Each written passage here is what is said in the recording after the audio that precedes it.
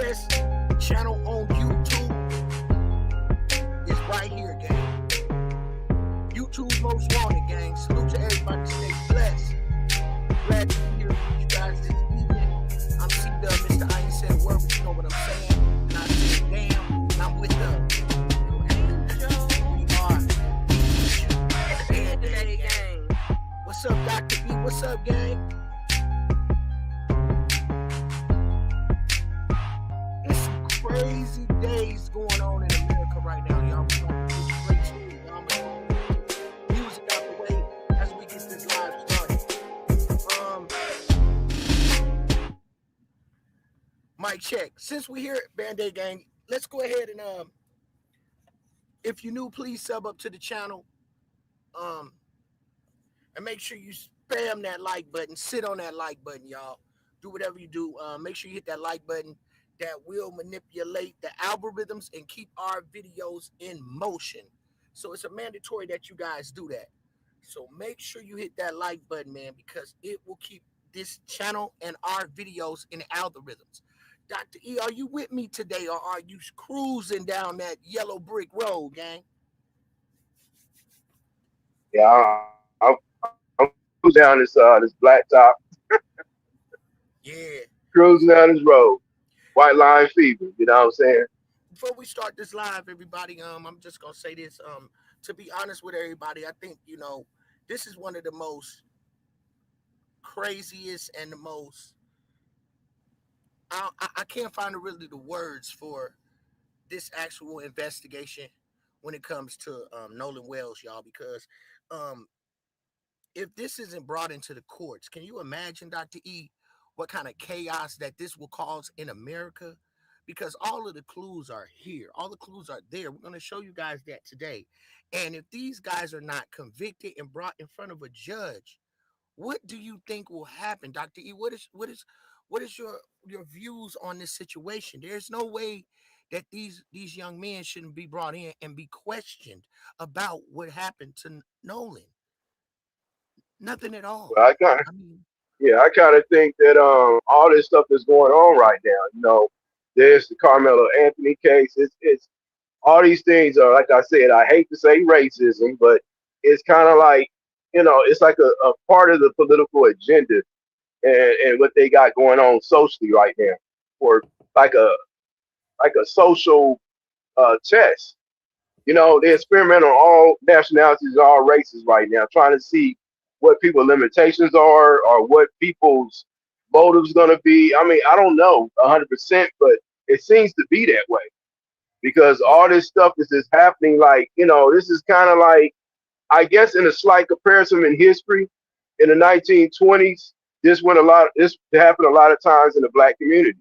With the hangings and stuff like that were going on, the lynchings, and they did hmm nothing about it. You know what I mean? It's getting to that point again where they allowed to show us that we don't get equal justice in this country, and with these crimes and stuff that's going on. It's kind of like they get washed under the bridge and they move on. It shouldn't be hmm that way, especially here in 2026. and he's right, Years, y'all. and it seems like we're not. I'm gonna You drop the know, link in the chat. I think I got Mama Kane in here. We got somebody straight from the soil of Mississippi. Everybody, y'all go ahead and give her applause, a nod. Put your hands together. We got somebody from the right, all soil of right, Mississippi. She did great on our last live. It's good to have somebody that's so close to home and that this hits so close to home and that she can give us history on that's Mississippi right. because I'm pretty sure this actually hits close to home. So everybody, y'all get in here. Y'all get in here, hit that like button. Y'all you watching Band-Aid Gang. So the link is in the chat. So before we start this live, this is the lady that actually came up and brought this video out.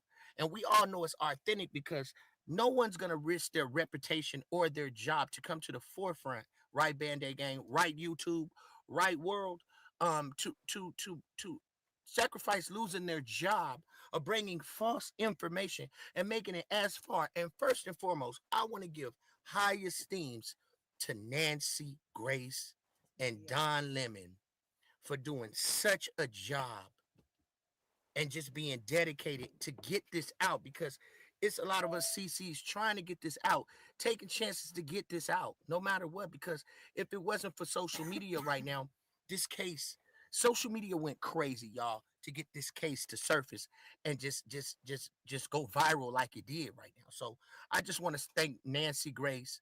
I took my hat to Nancy Grace and Don Lemons for doing such a great job and inspiring me to also follow in the footsteps to get the message out, get justice for uh, Nolan Wells, you guys. So let's get straight to it, y'all. So this is how we gonna do it, y'all. So everything's authentic. So this, if we don't get justice after all the material that we're gonna bring everybody today on YouTube, gang, I don't know what to say.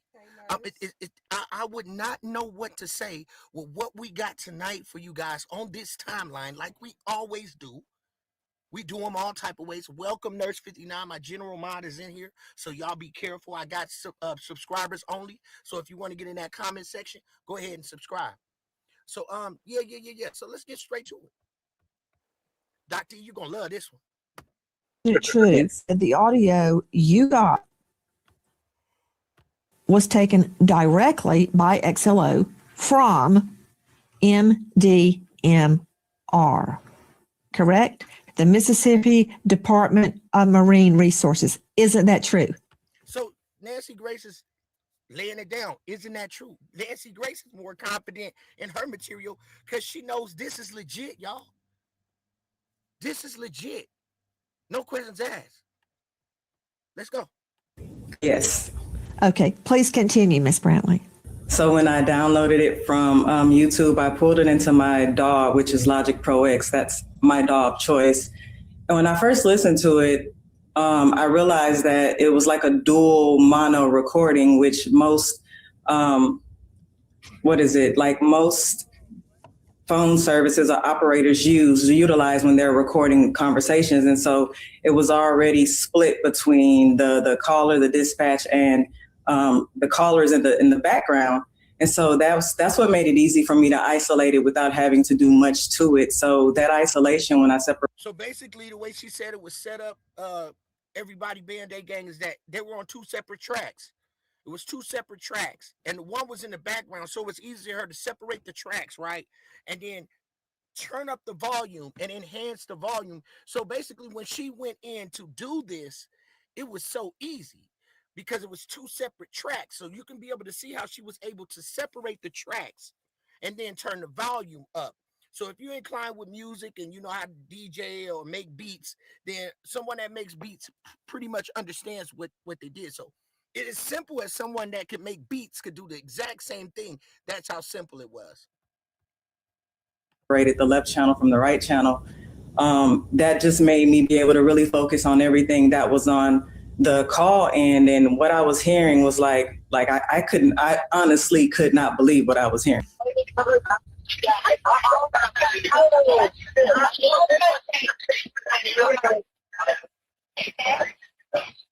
There's no question that we did not hear, even without the caption. Is he dead? This is the stuff I'm saying. Is he dead, Dr. E? Is he unalived? We hear that as clear as day. Something went wrong on that boat. And I'm going to demonstrate because, it got so many twists and turns when it comes to this investigation, y'all. But I think I'm pretty close to figuring out. And tonight, we're going to drop a bombshell on everybody. And because I think we're pretty much caught up over here on this channel. We're caught up. We on top of the game like a scoreboard. When you come over here, you're going to get the up-to-date intel when it comes to the Nolan Wells investigation. Let's continue. Hey,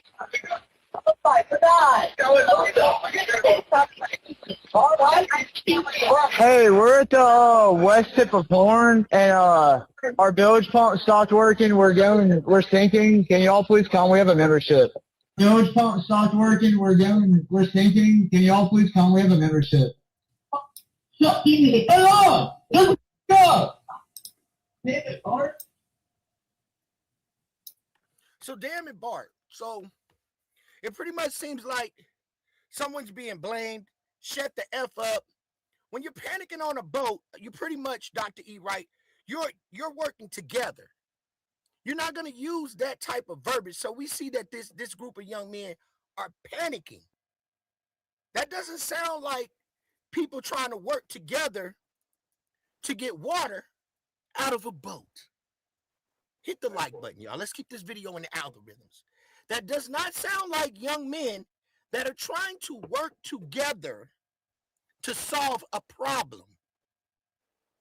Did I mention that? Oh, I must have left that part out. But we're going to talk about that a little bit later. Let's continue, Band-Aid Gang. Let's go. Hans Borghardt, a veteran trial lawyer joining us out of the Baton Rouge jurisdiction at Borghardt's law firm. Franz, take off your defense hat just one moment. I have introduced wiretaps many times at trials, which are very hard to get, by the way. And I've never had one that I believed was doctored at the time because they were taken by law enforcement. This is from a completely independent source with no dog in the fight, no skin in the game. It's from dispatch at CETO. And if this is real, this blows the case wide up. Now, you, Brantley, isn't it true that the audio you got, Now, wait a minute. your defense hat, just one moment. I have introduced wiretaps many times at trials, which are very hard to get, by the way. And I've never had one that I believed was doctored at the time because they were taken by law enforcement. This is from a completely independent source with no dog in the fight, no skin in the game. It's from dispatch at CETO. And if this is real, this blows the case wide up. Now, And guess what, gang? We know it's real. So the next, what's up, Damon? Welcome, gang. And we know it's real. The world knows it's real. Nancy Grace is not going to risk her career, her reputation, if it wasn't. They know it's real. And again, we saluting Nancy Grace for putting boots on the ground and going so hard. You know, when Nancy go, hey, when Nancy get on something, 95% out of the time, we getting a conviction. So let's continue. She just said it. And then we finna clean up that. Wait till the next clip, gang. Stick around for the next clip. So I want y'all to stick around for the next clip. So Nancy Grace, she leaves that. So she has to basically, Nancy Grace said, you know what, Band-Aid Gang, you know what, world? I'm finna bring my people. So Nancy Grace goes and brings her people to the forefront, gang. So this right here, yeah, we gonna get justice for Nolan. We gonna get justice for Nolan. So Nancy Grace, this is Nancy Grace staff's recording. And we finna let it be known, we stepping on them. We stepping on them tonight, y'all. Make sure you spam that like button, y'all. Let's keep this video in the algorithms.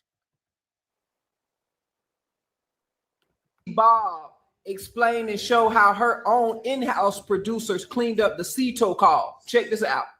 The boat with Nolan Wells.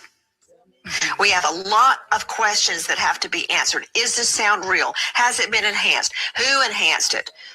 Was it AI or doctored before Janetta Brantley pumped it up so we can hear it? I want you to hear another version. You can see that I have the CETO channel completely muted, so we're only listening to the callers. Then I go through and simply raise the volume of all of the chatter we hear at the beginning of the call.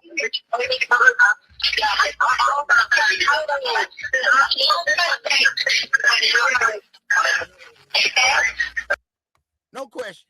There's he's dead again. Is he unalived? Are you kidding me? We hear this in real time, y'all, and we have not gotten anything. No results out of all the information that is on YouTube. We still haven't heard any results. It was so easy to solve this case, to get these young men to roll over on each other. That was to bring Katie, and that was to bring Warren in. And guess what? And interrogated them. And they was gonna tell. They didn't even put that type of pressure on these people, Dr. E. Right. They should have been hauled in, put in separate rooms, like I said on the last live, y'all, and questioned. Why didn't that happen? Because they got family that got power. Because they come from families with money. Oh, yeah, we're going to get deep tonight. Oh, yeah, did I mention that? Oh, yeah, I must have left it out. But let's continue.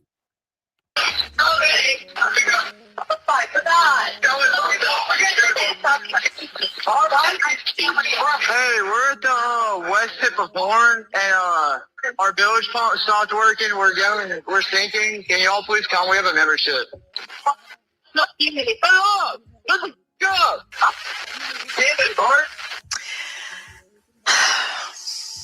Thank you, Mercy. Susan, that was enhanced by my producer, Sydney. I know. What? Nancy said that was enhanced by her producer. And look at over. She winked the eye at her, gang. She winked the eye. We beat you again. You two, we beat him again. We finna get justice. When Nancy Grace said this is all we needed. This right now, hey. Open the floodgates. Open the floodgates. After all of this, Dr. E, after all of this chat, after all of this that we're seeing, the reactions from white people. So people say it's a racist thing. People say it's not. But these people don't think it's a racist thing. Nancy Grace don't think it's a racial situation. What's right is right and what's wrong is wrong. And when you get that, when Nancy Grace opened the floodgates, come on, gang. The floodgates is open. Let's go. By my producer, Sydney. I know her like that. Uh-oh. I asked her, enhance it the best you can. She, again, no interest in the outcome of this case. Uh-oh. She pulls up, quote, want me to cover him up? I mean, that's it. What else do we got to say? We got 150 people up in here.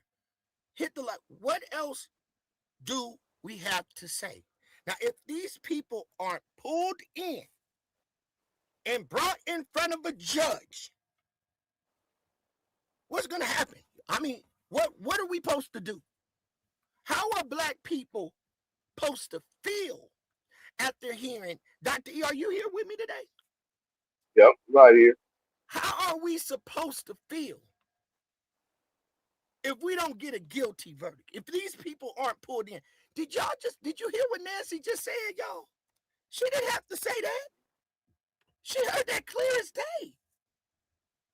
She don't have pretty much no dog in the fight either. What do you feel, Dr. E, about her reaction on what she heard?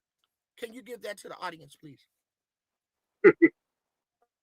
It's kind of like, I'm visualizing it just as we all are. It's kind of like, she looking at all the information that's out there, what's going around, how the cover-ups are happening, and she just kind of like shocked that nobody's really like going in. That's what I'm shocked about the whole thing too. It's like they got all this information they've been kind of hiding and covering. Audio's been edited. The typical things now that's just becoming so general on YouTube that it's like you can't run game on nobody no more. So why do they keep trying to do this? Like I said, what are they trying to stir up? You know what I mean? Because it's like at the end of the day, you got so many video content creators, they're like professionals. You know what I mean? They've been doing this for the last, couple years now, because they got home and they found something new, a hobby they can do. And it's paying. So now you got all kind of content creators and everything else, video editors and all this stuff. They didn't go to school for this stuff. They learned it on hand. They know how to manipulate and do videos and all kind of things. So at the end of the day, when they see somebody like this come on and do this kind of amateur stuff, you can't just get away with that no more like it's Hollywood. That don't work for us no more because everybody already knows how to do all this stuff off the top, off the rip. It's like you can't do that to us and think we're not gonna know. And then for the rest of us over here, like myself, we're here. We didn't watch 48 hours. I don't know how many times in our life. We didn't sit there and watch and binge watch. What's the name of this show? The crime stories and the crime, the crime shows where you just sit there and watch, Ice-T and them and these different shows. And you know what I'm talking about? Yeah. We sit there and watch these movies and these shows, and we ain't got to the point we can figure out different stuff because we get locked in and tuned into this stuff. So now we able to interact like we're doing here on this channel. We're able to interact and talk about it like we're in the living room watching it and breaking down a case that's going, past our living rooms now. We got the whole nation sitting, listening, talking, and discussing stuff. So now it's kind of like, all these different minds, these different perspectives, and different ideas come together, and you can't run the bullshit on us no more. Everybody's able to have their 2 cents and say what they want to say. You feel what I'm saying? And it makes everybody like, yeah, like we watching the show. Then you come back off the commercial, boom, you own it.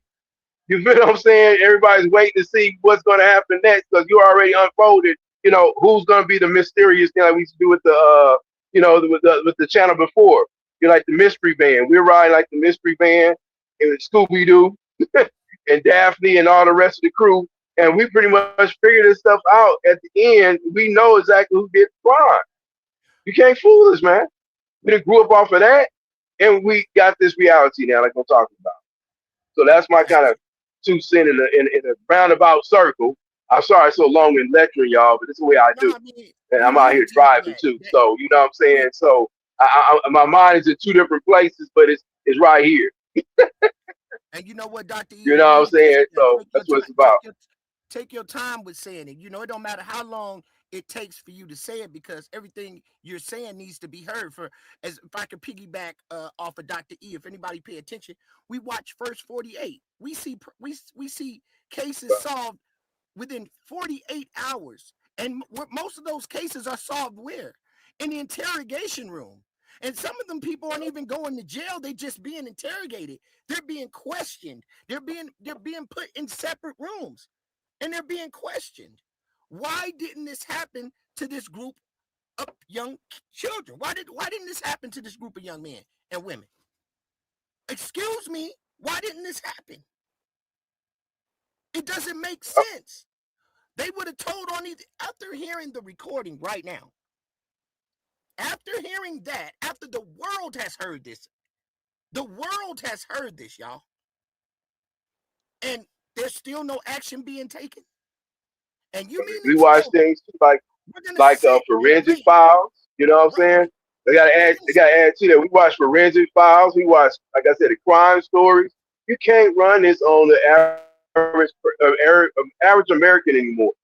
See, back in the day when John F. Kennedy and all that D.R.E. Oswald and that stuff happened in the 60s, only limited people had access to the whole, industry of movies. You know what I'm saying? How they can edit and chop things up. And we had to sit there and watch it because we didn't have no technology like that back then. Now everybody has that on their phones. These iPhones and stuff now, you can make movies and stuff on these phones. You feel what I'm saying? So that's why I had to just really add in there. They really trying to how you say run the boom wham on us, and it's like it's not gonna happen. Well, we too good for that. Can't, at this point, with this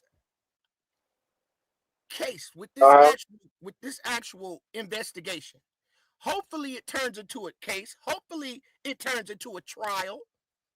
But if it doesn't, can you imagine the type of backlash and the way Black people will feel? I think this is the turning point. This is no justice, no peace. You know how people scream no justice, no peace, but they just say it? If we don't get these young men, this is no justice, no peace. We're at that point. This one they have to bring it. listen what she said. Let's run it again. And we got another good clip for y'all. Y'all getting educated today. Let's go, gang. Cover him up? Listen what she said, y'all. Again, has no interest in the outcome of this case. She pulls up, quote, want me to cover him up? I mean, Susan, weigh in. Uh-oh. I was listening to the enhanced version, both of them now, not doctored, by the way. There's a big difference there. Have you ever heard, Nancy, on Instagram where you listen to two things and your mind goes to what you're thinking of, like green car or moon boat? What are we really hearing? I believe that something nefarious did happen. Where I think the answers will be, again, this is my opinion, but I believe something happened there and we're not hearing the full story. And thank you. What else does America need? Something happened. We're not hearing the full story. And everybody knows that. Everyone knows that. With what we're seeing right now, they need to speed up this process. They need to, what are they doing this for? Why are they, I mean, come on, gang. It's damn near looking like white supremacy. People in high places. And it's not fair. This is not fair. Let's go, gang. you pointing out, Nancy, how crowded that area was. So Nancy, Auntie Bob, explain and show how her own in-house producers cleaned up. Now, I want to play this clip right here. Let me go ahead, get straight to it. So, this is quite interesting, Band-Aid gang. Y'all please hit the like button. Thank you. Immortal, put them under the prison. Put them under the prison. But I'm gonna give you a view. I think I know what happened. And I'm gonna give you, I think I broke the code too. But we're gonna get to that. Let's learn about what goes on in Mississippi behind the scenes, right? Let's talk about that. Let's get to this. Let's talk about Dixieland, right? Let's take it to Dixieland. Band-Aid gang, hit that like button. Let's manipulate the algorithms. Let's go. Hey y'all, good morning. We got a little bit of breaking news. Shout out to Queen Amadiah and also Secret Service Sam. Y'all, OMG, the Dixie Mafia has come into play. They said that the Dixie Mafia was the ones who assassinated one of the judges in Mississippi and his wife. He had dealings with some kind of connection that was going on there in Mississippi. But now the Dixie Mafia are coming up in the Nolan Wells case. They said the Dixie Mafia are all throughout Mississippi. Now, are these the reasons why nobody has said anything? You know, Bart, Warren, you know, Trayston, because they have been threatened. Allegedly, maybe, possibly by the Dixie Mafia. They said the Dixie Mafia ain't no joke. They said that their whole and soul, thing is they are not to tell on anyone and they are not to let the cops know. But is the governor a part of the Dixie Mafia connection? Is the DA and all of them a part of the Dixie Mafia connection? Is this why things are being silenced and, Nolan Wells autopsy being sealed? We don't know. Allegedly, they said even people back years ago were allegedly escaping from jail. And they are saying possibly, from what I've learned from Queen, that these people were possibly letting people out of jail. Situation with the Dixie Mafia, basically. But y'all, stay tuned. This is a little bit of breaking news. And we're going to dig into the Dixie Mafia. See, I don't want to dig too much, right? Now, as we watch this next clip, so it's so many twists and turns. Now, we know what happened. Hey, y'all know them. One of my friends right now, Dr. E, chat, I'm going to give you... This is going to shock you today, right? I was talking to one of my, I call him my cousin. We grew up together in the Bay Area, right? He's in a relationship with an Italian Mexican girl, but she looks more white, right? She looks more white, right? So he said, I was telling him about I'm just sharing a little story with y'all. I was talking to him on the phone today with Angel, and I was telling him about the Nolan Wells. He wasn't really up on it, right? So I was telling him what happened on the boats. He said, "Cuz I'm gonna tell you what happened to me." He said, "Cause you know him and his girl got a boat." So he said they was up in Tracy, and they was on their boat just the other day. And he said, "Bro, that's crazy because I was on the boat, and they was seeing me with my girlfriend, and she looked white, and they was calling them all type of niggas. Effing nigger, you fucking nigger." He was like, "You fucking nigger, you effing nigger. Excuse me, you effing nigger." You know what I'm saying? So he was like, he was about to pull the boat over because, you know, he had his gun on him. So she was like, "Nah, baby, don't do it. Don't do it." Just, and then he said, "No, I'm about to go back over there." Thank God he didn't. And he said they was on the shore. And it was all because they saw him, a black man with a white girl. Now, they was on a boat. Now, remind you, look where Nolan Wells was. On an island that was majority white. So this is just happening to my cousin and his girl. This happened the other day. So when he said, "Now I'm about to turn around," he said his girl said, "Look," and that was the patrols that they have on the boat coming.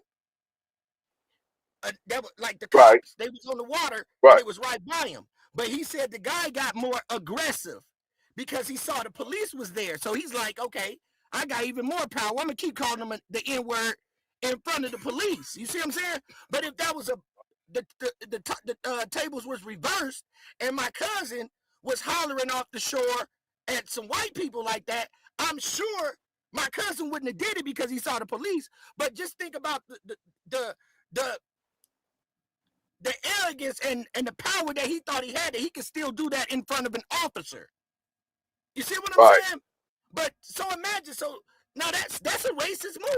Just because he was with a white girl and they riding a boat together, out of nowhere they just started. He said it was a couple of them. They were just calling them nigga. "You effing N-word, you effing N-word."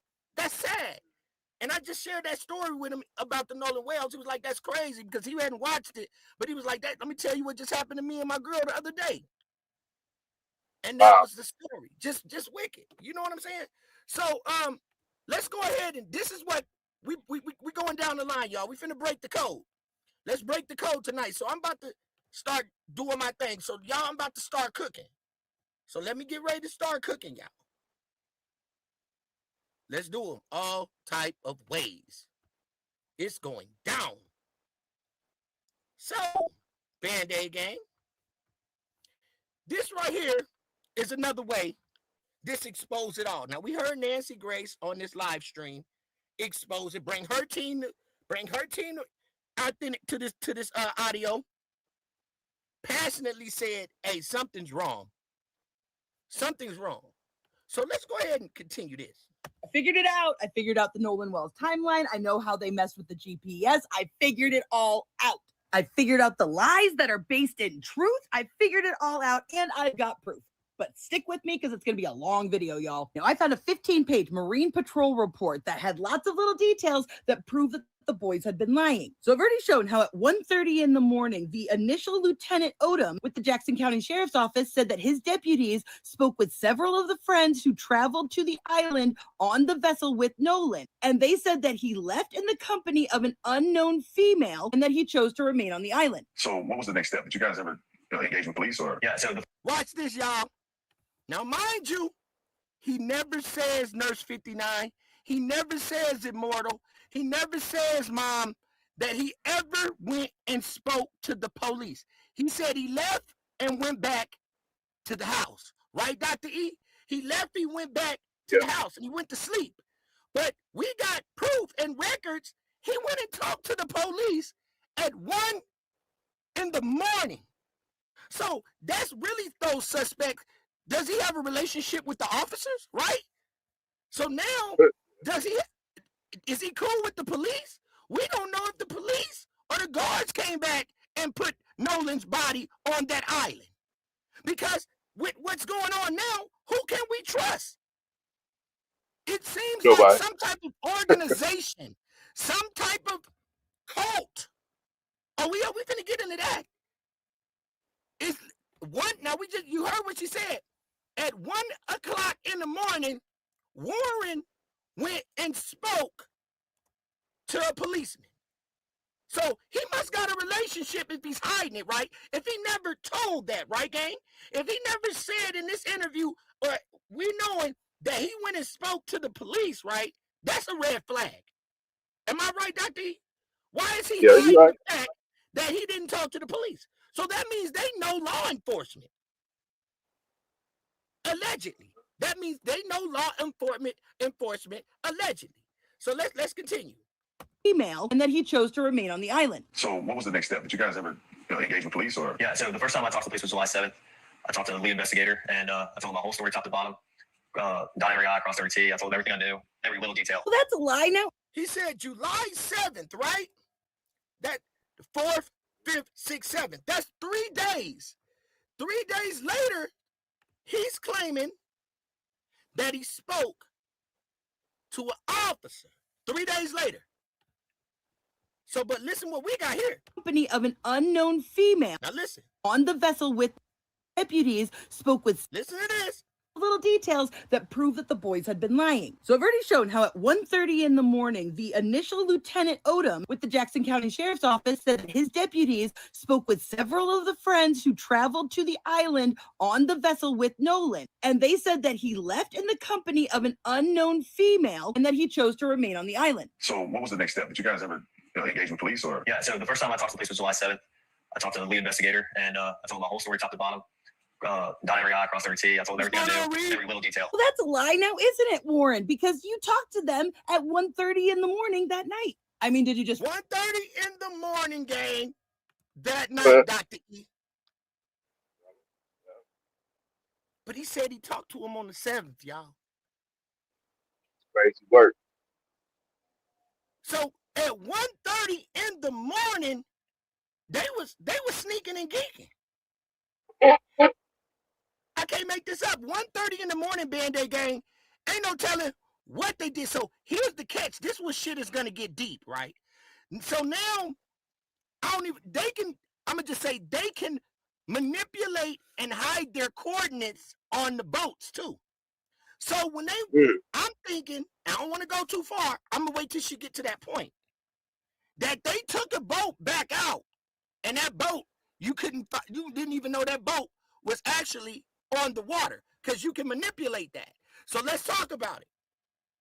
forget to tell the cops about Katie? Because it's not like you didn't know it was her or you didn't know how to get in contact with her. The girl that he was with, Katie, had text somebody that she heard people yelling. Correct. Yelling. Yeah, and I have a picture of that. She texted my buddy, and the next day everybody was panicking. Everybody's texting Katie, because she was obviously seeing Nolan the whole day at the island. Katie sent a message to my buddy the next day and said, this last time I saw him, he's really sweet. But she also mentioned. Now, mind you, Band-Aid gang, Dr. E, did you hear him go?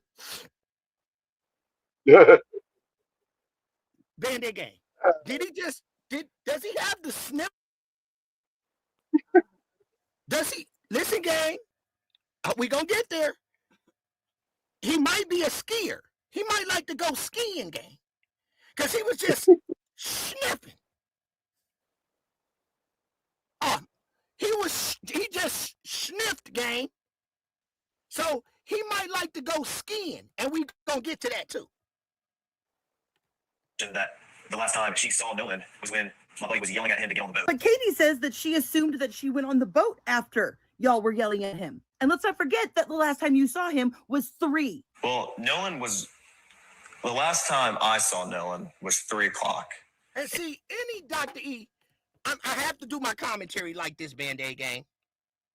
Thank you. It is a huge cover-up. Now, it didn't even matter to the Band-Aid gang, to this channel, what it was. But when he said this was a red flag too, gang. Okay, what day was that, C-Dub? After or before? After. So this is the next day that he went and saw the officer. But he said he went and saw, they went and saw officer. They went and saw officer at 1:30 in the morning. So they slid out. But he's saying that he didn't talk to an officer until the 7th, 3 days later. So ask yourself this question. Why did it take him 3 days to even go talk to an officer, since he wanted to give himself 3 days? If they have time to come up with a story. Yes, Why Trying would to you make want to go trying to talk make to a an narrative. officer in 3 days, and why didn't they come see you? Band-Aid gang, we doing them all type of ways. Ask yourself this question. Why did he have to go see the officer on the 7th? I think they found the body 2 days later. 2 days later is when they found Nolan Wells. Face down. Hey. Why did it take, after they found Nolan face down, for you guys to even go speak to an officer? And why didn't the officers come looking for them, gang? Could it be because you guys went and saw the officers the day before? I said, damn. Let's continue. Now listen. And no one was crazy. So no, this is the part I wanted to say. When he said 3 o'clock, that's when I was like, come on, gang. I said that.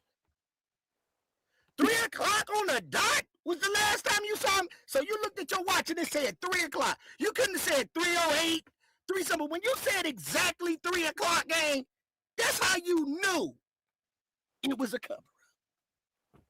See, you can't play with us over here. 3 o'clock. Y'all, everybody should have been just an even 3, Dr. E.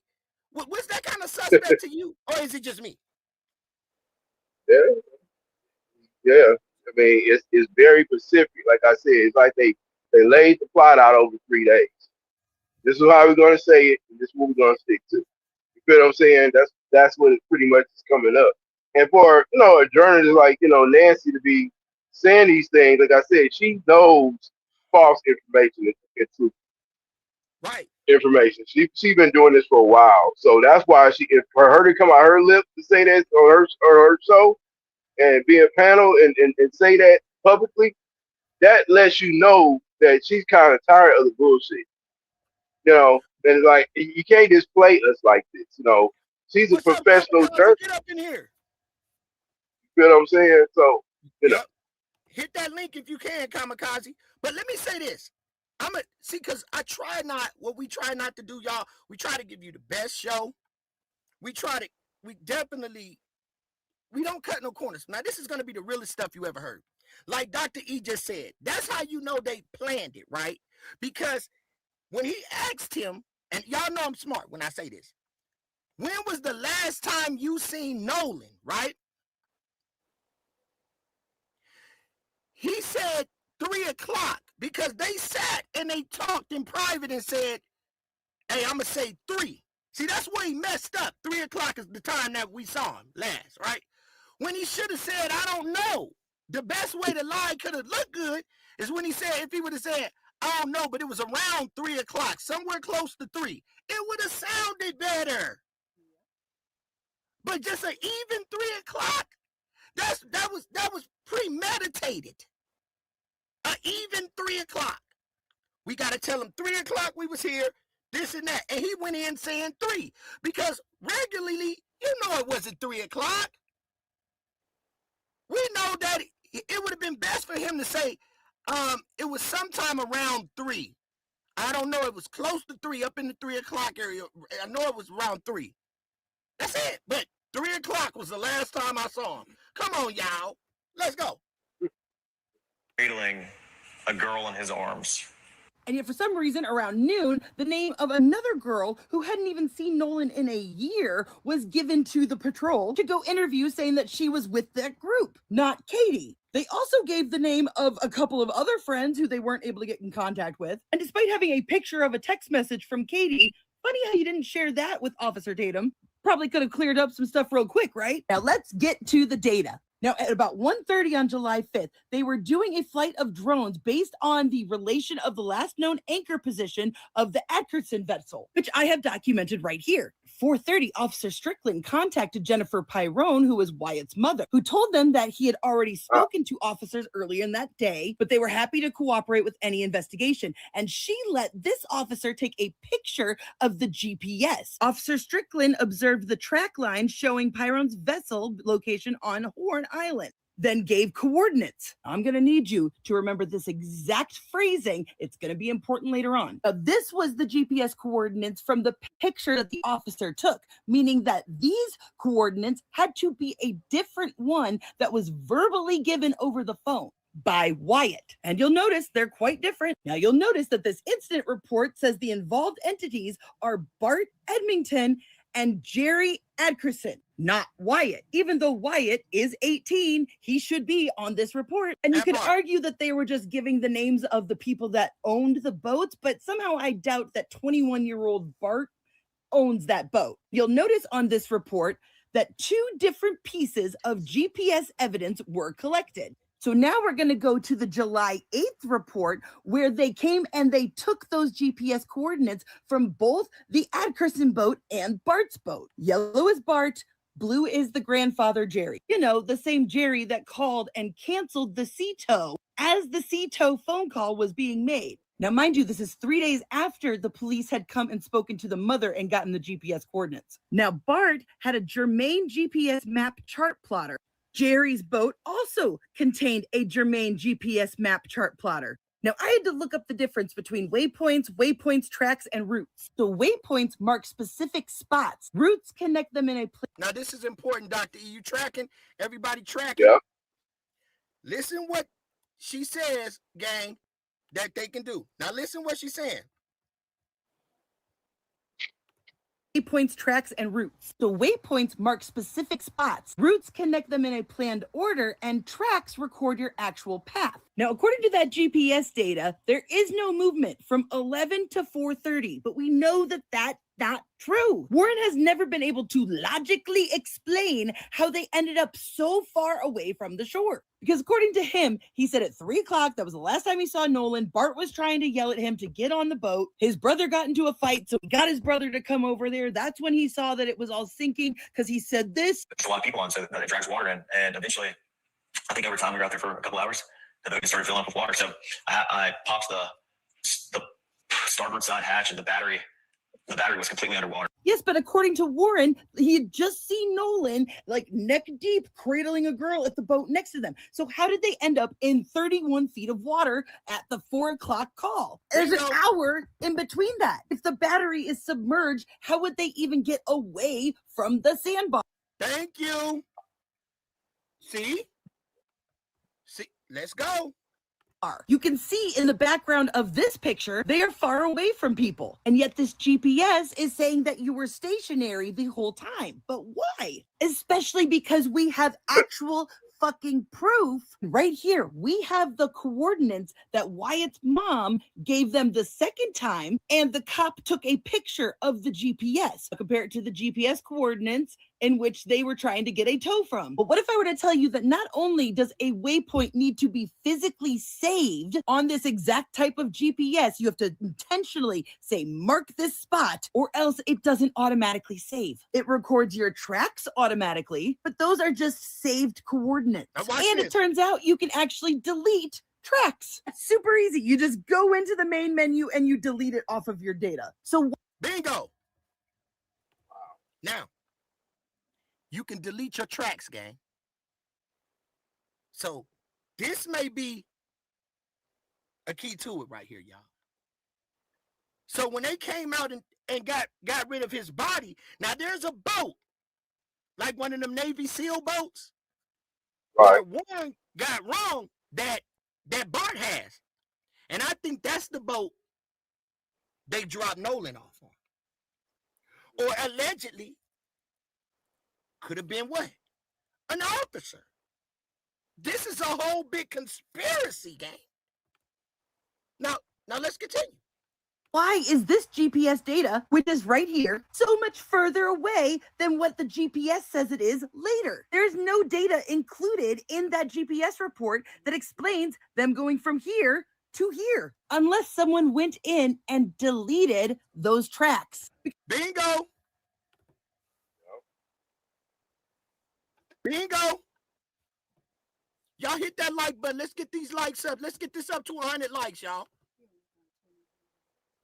Because they probably dropped that waypoint once they anchored, which would explain why Warren said they showed up at 10:30 and the GPS says that they showed up after 11. And so then it wasn't until half an hour after the canceled tow that they dropped another waypoint. And mind you, the exact same GPS was used in both boats, and Wyatt/Jerry's boat has the tracks and routes where Bart's does not. And again, bingo. Bart's ain't got it, gang. Bart's ain't. I'm telling you, gang. Watch this, y'all. We on them.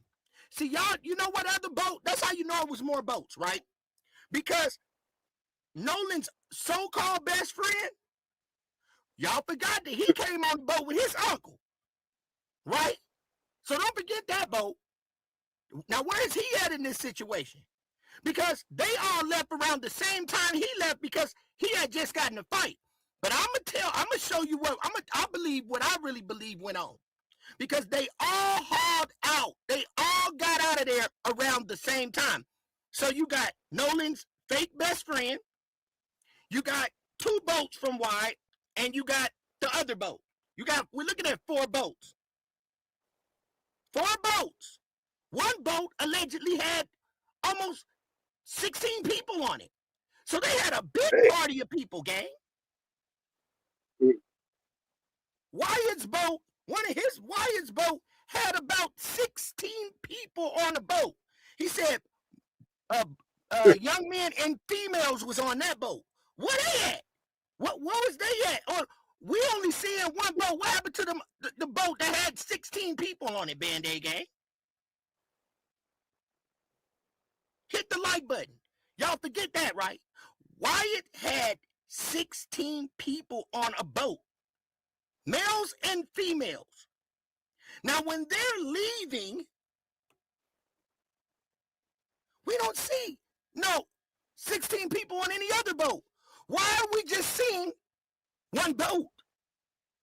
They don't even give us a picture of the boat that's pulling that boat. Yeah. Hit the like button, y'all. We cooking. We only see one boat, but 4 boats came down there.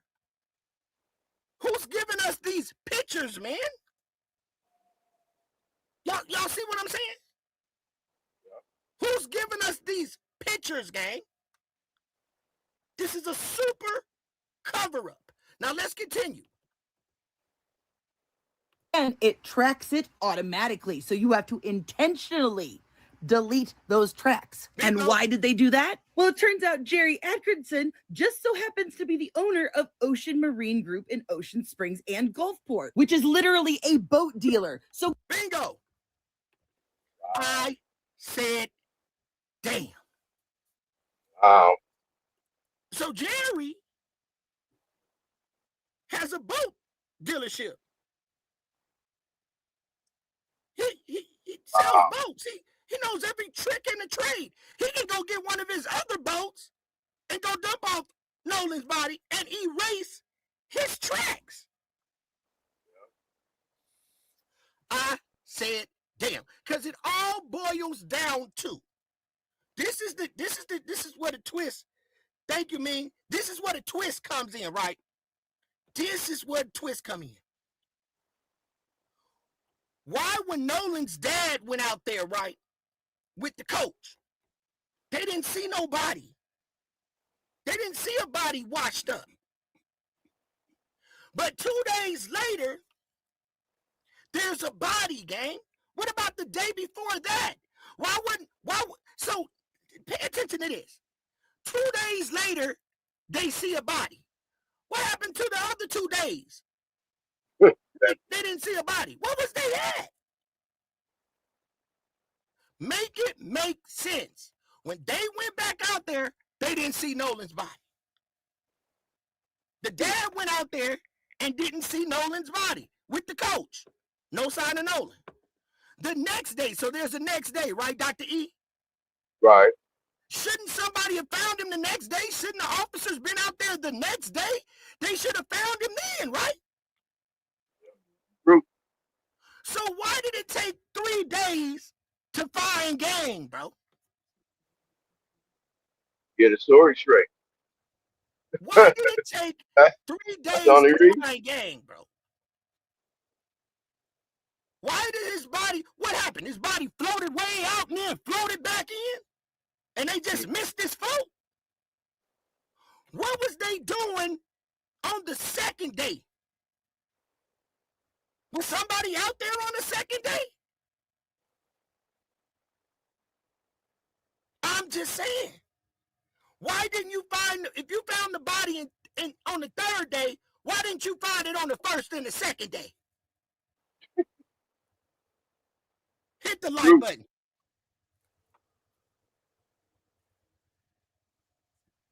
Hit that like button. I'm going to give it to you raw. And I got a hell of a timeline. I'm going to tell you what had done happened.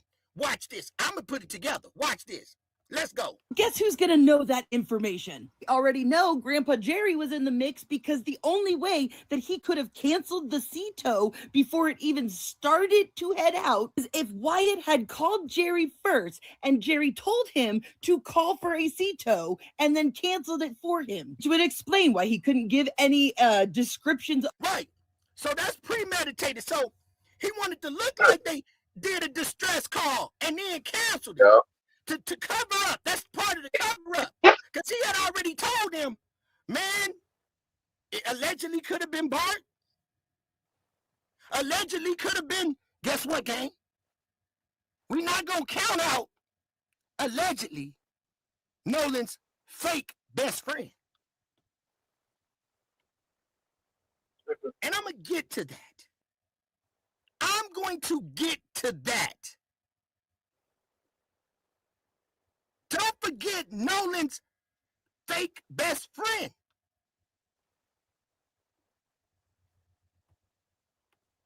Let's continue. Of where the water was, how high was it? We know that the sea tow did not bring in the boat. In fact, Bart's mother came on Facebook and said that there are pictures from my son's boat of the boat about to be towed, which is clearly who is about ready to tow them here as Wyatt is on the phone. I can tell you 100% that this is not a sinking boat. You can see Bart bringing them in this picture. Bart was supposedly the one yelling at Nolan to get on the boat. And if there was another boat that they had that Wyatt had, Band-Aid Gang, does this female want to be on the boat with 5 guys, 6 guys, and it's another boat that got men and females on it? I'm confused.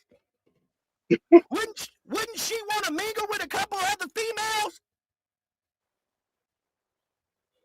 Hey. If there's a boat full of 16 people on one boat, he said, why didn't she want to be over there? Why is she on the boat right over there with Nolan? Huh? It don't add up. Let's continue. Boat, remember? Why would he be yelling at Nolan to get on a boat that's sinking? Unless he was telling Nolan to get on his boat. And Warren accidentally explained what really happened with the engine. Whatever happened with Nolan happened on Bart's boat. Bingo. Bingo. Now watch this, y'all. Allegedly. Which is why all of Bart's information was deleted. So here's what happened. Both this one and this one confirmed that there was a fight that broke out on the beach. Started out with him, ended up with Warren's little brother. His uncle says, we gotta go. They hop on a boat and they leave. He grabs his drunk younger brother and says, we're getting out of here too. So, watch how I do this. Watch how I rock it. Watch how I cook right here. Let me tell you, I always had this suspicion. And we gonna play this. Now watch this, gang. Nolan's fake best friend, which is this guy right here. Nolan's fake best friend, right? Notice his posture. You can tell he got anger problems, right? We can tell this guy got anger problems. And here's the thing. Remember, Nolan called him 2 times that morning. He never answered the phone. Never called him back either. So, allegedly, was he mad at Nolan? Did he not want to be around Nolan? Did he know, allegedly, that Nolan was about to get his butt kicked by Bart, and they wanted to see it happen? Because if Nolan is your best friend, and he's mad about to go fight a guy, he said that Nolan was passing him up. And all he did was, give him a little, both of them punch each other fist like, what up, homie? And he said something slick to Katie. That was his words. He said, yeah, I saw Nolan on the beach. We just gave each other. He said, I said something slick about the girl that he was with. So, did you know that allegedly Bart was going to have a problem with that girl and you playing with fire because Bart finna be out here? Or when you got into that fight that you say you got into that fight, right, Band-Aid Gang? Now watch this. He say he got into a fight, right? How we know that wasn't Nolan fighting Bart? Excuse me. How we know that, yes, how we know that fight wasn't between Nolan and Bart? And he could have jumped in too. This is just alleged. Because it seems to me, why didn't he answer the phone for his best friend? So was the fight between Bart and Nolan? And it was never him fighting. He was another good cover-up because he's black. And him being half black and saying, man, I say that I had a fight. They'll believe me because I'm black. We need you to say that you had to fight. Don't say. So what happened probably was Bart allegedly could have injured or he could have been jumped by the brother too. So allegedly, I'm just saying allegedly, I low-key believe, because think about it, they all left around the same time. So what if Nolan was severely injured? What if he was severely injured and he passed away? It was a oh fuck moment. What if he was injured in that fight between Bart or between him? Or maybe he got jumped. Or another way it could have happened. What if Nolan was like, I'ma stay right here. But they wanted to get Nolan on that boat, and then they kicked his butt on the boat. So we got two ways that this could happen.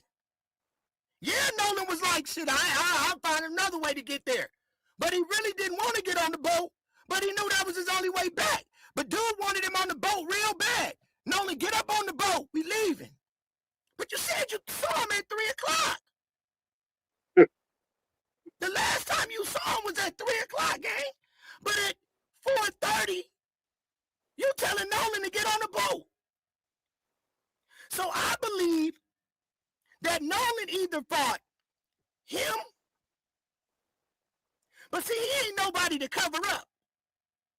He just a goddamn nigga he just somebody that get into it with his girl all the time. You can tell he let his girl run him. So he did the cover up. Also, when they said, let me get the phone, he even stepped in and said that was his voice saying get the phone. He was covering, allegedly could have been covering for Bart. I think Nolan was severely injured. And he could have passed away. He could have choked him and gave him he could have put him in a sleeper and choked him all the way out. And then they picked up Nolan's body and put it on the boat. But Nolan never came back. He never came back. Think about it. That fight could have been Bart on that beach fighting Nolan. That's why this dope fiend didn't want to answer the phone when he called him this morning. Anytime you're my best friend and we're the two only black dudes really around, and we best friends, and that morning I know we finna go. First of all, if you and Nolan are best friends, Why wasn't Nolan on your boat, gang, with you and your uncle? That part. Nolan should have been on the boat with him and his uncle. If they best friends, I'd have rolled with my best buddy. Because I believe he didn't answer the phone because he said he made a slick remark about Katie. He said that he made a slick remark about Katie. What'd you make a slick remark about Katie? What you saying, bro? Bart finna kick your ass, bro. You with this girl, Bart finna beat your ass. And that fight was between Bart, allegedly, and Nolan. And Bart, he probably choked him out to where he couldn't breathe, where he looked like he was just a rag doll. And they said, get him on the boat. Put him on the boat. But he never came back. Right, Dr. He probably never came back. He probably started convulsing on the boat, moving different. He never came back. And now they panic and they trying to cover it up because Bart got this future to be an NFL player. Ming said they jumped him. But I think the fight was not him fighting. He was the cover-up because he looked good. We need you to say that you was his best friend, and we need to say that you was fighting. And that hollering when Nolan would just say that was you. And he did it to cover up. Because at that moment, they probably thought that Nolan was going to come back conscious. But he never did. So he took the rap. I don't think that he had a fight. I think that fight was Nolan and Bart. And the reason he didn't answer the phone, because he knew it was a fight coming, and he didn't want to give it up. He could have been mad at Nolan, too. Now, let's continue. His little brother. His uncle says, we gotta go. They hop on a boat and they leave. He grabs his drunk younger brother and says, we're getting out of here too. So, they all leaving at the same time, Band-Aid gang. But there's somebody missing. Are they all leaving at the same time? But they all leave at the same time, bro. They all get because they got a body. They got a body with them, gang. They probably saying while they walked into the boat, oh, he's just drunk. He's just drunk. He got beat up, man. We're gonna bring him back on the boat. They get up there trying to get him CPR. He just don't come back. Hit the like button. Hit the like button. Because tell me, let's talk facts, gang. Tell me, you want me to tell you how I know? This right here is the straw that broke the camel's back, Band-Aid gang. Thank you, Nurse 59. Watch this, gang. I'm going to tell you how you know that it was between that party that was fighting. How you know that, Band-Aid gang? Watch this. Because if there was a hater, right? If Nolan's abusive looking best friend, this guy right here, that keeps his arms crossed, right? If he had a hater on that island, right, that he just beat up, right, that they fought, then Warren's brother got into it with somebody on the island too, right? Right, Dr. E? Right. Then if there was a hater and a motherfucker that didn't like him, why they ain't told by now? Hit the like button. Because if there was somebody that didn't like this dude on the island and they just got the bumping on the island, and it was chaos between two separate parties, one of the other ones would have said something. They would have said something. Like, oh, I'm finna step up. I hate that motherfucker right there. They know they did that shit. Yep. The hater that he fought would have stepped in and told and got justice because he didn't like this dude. Whoever was the ops would have told. Why ain't no ops stepped up, gang? Hit the like button. Tell me why ain't no ops stepped up since there was some ops on the island. Why the ops ain't speaking, gang? The ops would have said something. That's all it is. And these are real facts. Kevin, because I can, I'll get you up out of here. So now, don't disrespect my check. Let me cook. For real. Why didn't the ops? Am I right, Dr. E? A hater are gonna tell on you real quick. Especially if you kicked him in his ass. If you kicked him in his butt and beat him up real bad, got a couple punches on him, punched him up. Oh yeah, I was gonna tell real quick. Because it didn't happen. Because if he punched up the op, and then there was another fight, and then they saw Nolan unalive, or they saw the news, right? The op would have been the first one on the phone. The one that got his ass kicked, he would have got on that phone real quick. Hey, I seen who did it. Yep. He's sitting there with a swole eye on the phone, talking about, yeah, I'm gonna get this motherfucker. Yeah, you going down. You think it's going down like that?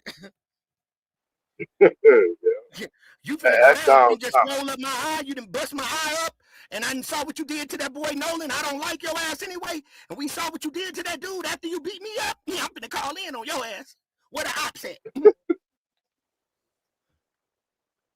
Let's keep it all the way a bean. Let's continue to track. Up with Warren's little brother. His uncle says, we gotta go. They hop on a boat and they leave. He grabs his drunk younger brother and says, we're getting out of here too. 3 o'clock. This whole caravan is trying to get the hell out of there because they're drunk and fighting. Wyatt's boat was in such a hurry that they couldn't figure out how to put the freaking trim down, which caused the motor to overheat, quickly stranded them, and Bart had to come help them. The time that Bart shows up, something has happened between him and Nolan. They're all distracted trying to fix the bilge pump because it didn't trim down. The waves were crashing over the boat and into the bilge pump, short-circuiting it. During this, some people have figured out that Nolan is gone. Other people just think that he's passed out or something, which is why Wyatt calls his grandfather to figure out what the F to do. And as the phone call is being made, more people are figuring out something's wrong with Nolan. That's why they didn't start moving again for 30 minutes. They were coming up with a plan and figuring out how to make it work. Run out of time, but don't worry, I'm doing a follow-up to this video with more details, more information. And if you like my work, be sure to show your support in my bio.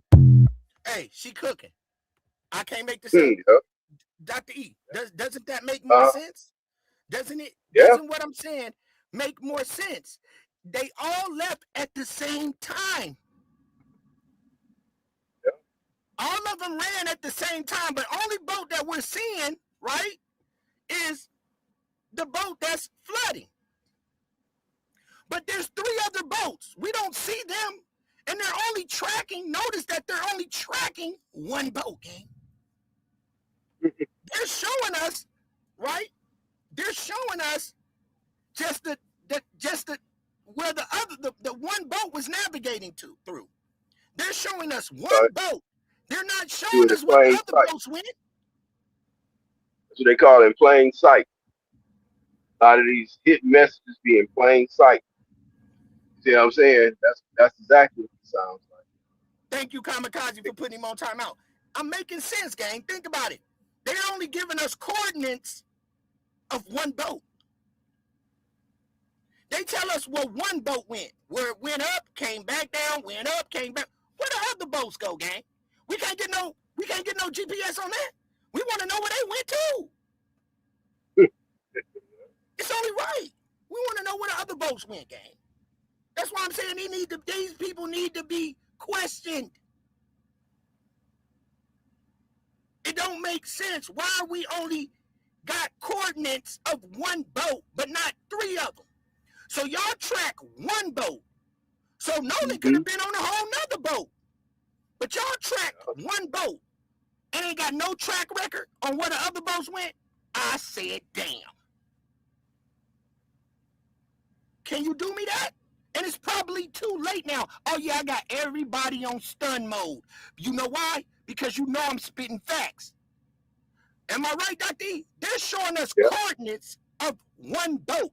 Where's the other 3? Can you tell us where the other 3 broke off at? Can you show us what the other... We have not been able to see where the other 3 boats broke off and went to.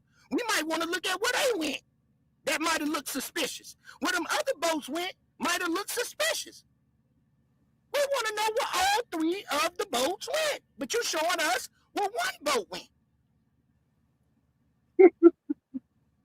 Nolan's body could have been on the boat with the 16 people on it. I said, damn, that's crazy work. You guys, look how dumb they covered us up with. Nobody was thinking like that, bro. Look how dumb they gave us a dope fiend move, gang. They pump faked us. They pump faked us, bro. But that was a pump fake, bro. They pump faked us and gave us one boat's coordinates, bro. Ain't nobody talking about that, but the Band-Aid gang is. You ain't heard.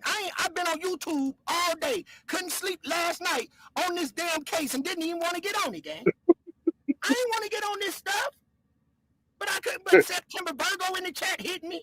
All my staff, all my teammates, Diamond Gang hit me. I ain't got no damn sleep. Damn. And that's what I do when I get on the case. I say what people scared to say, gang.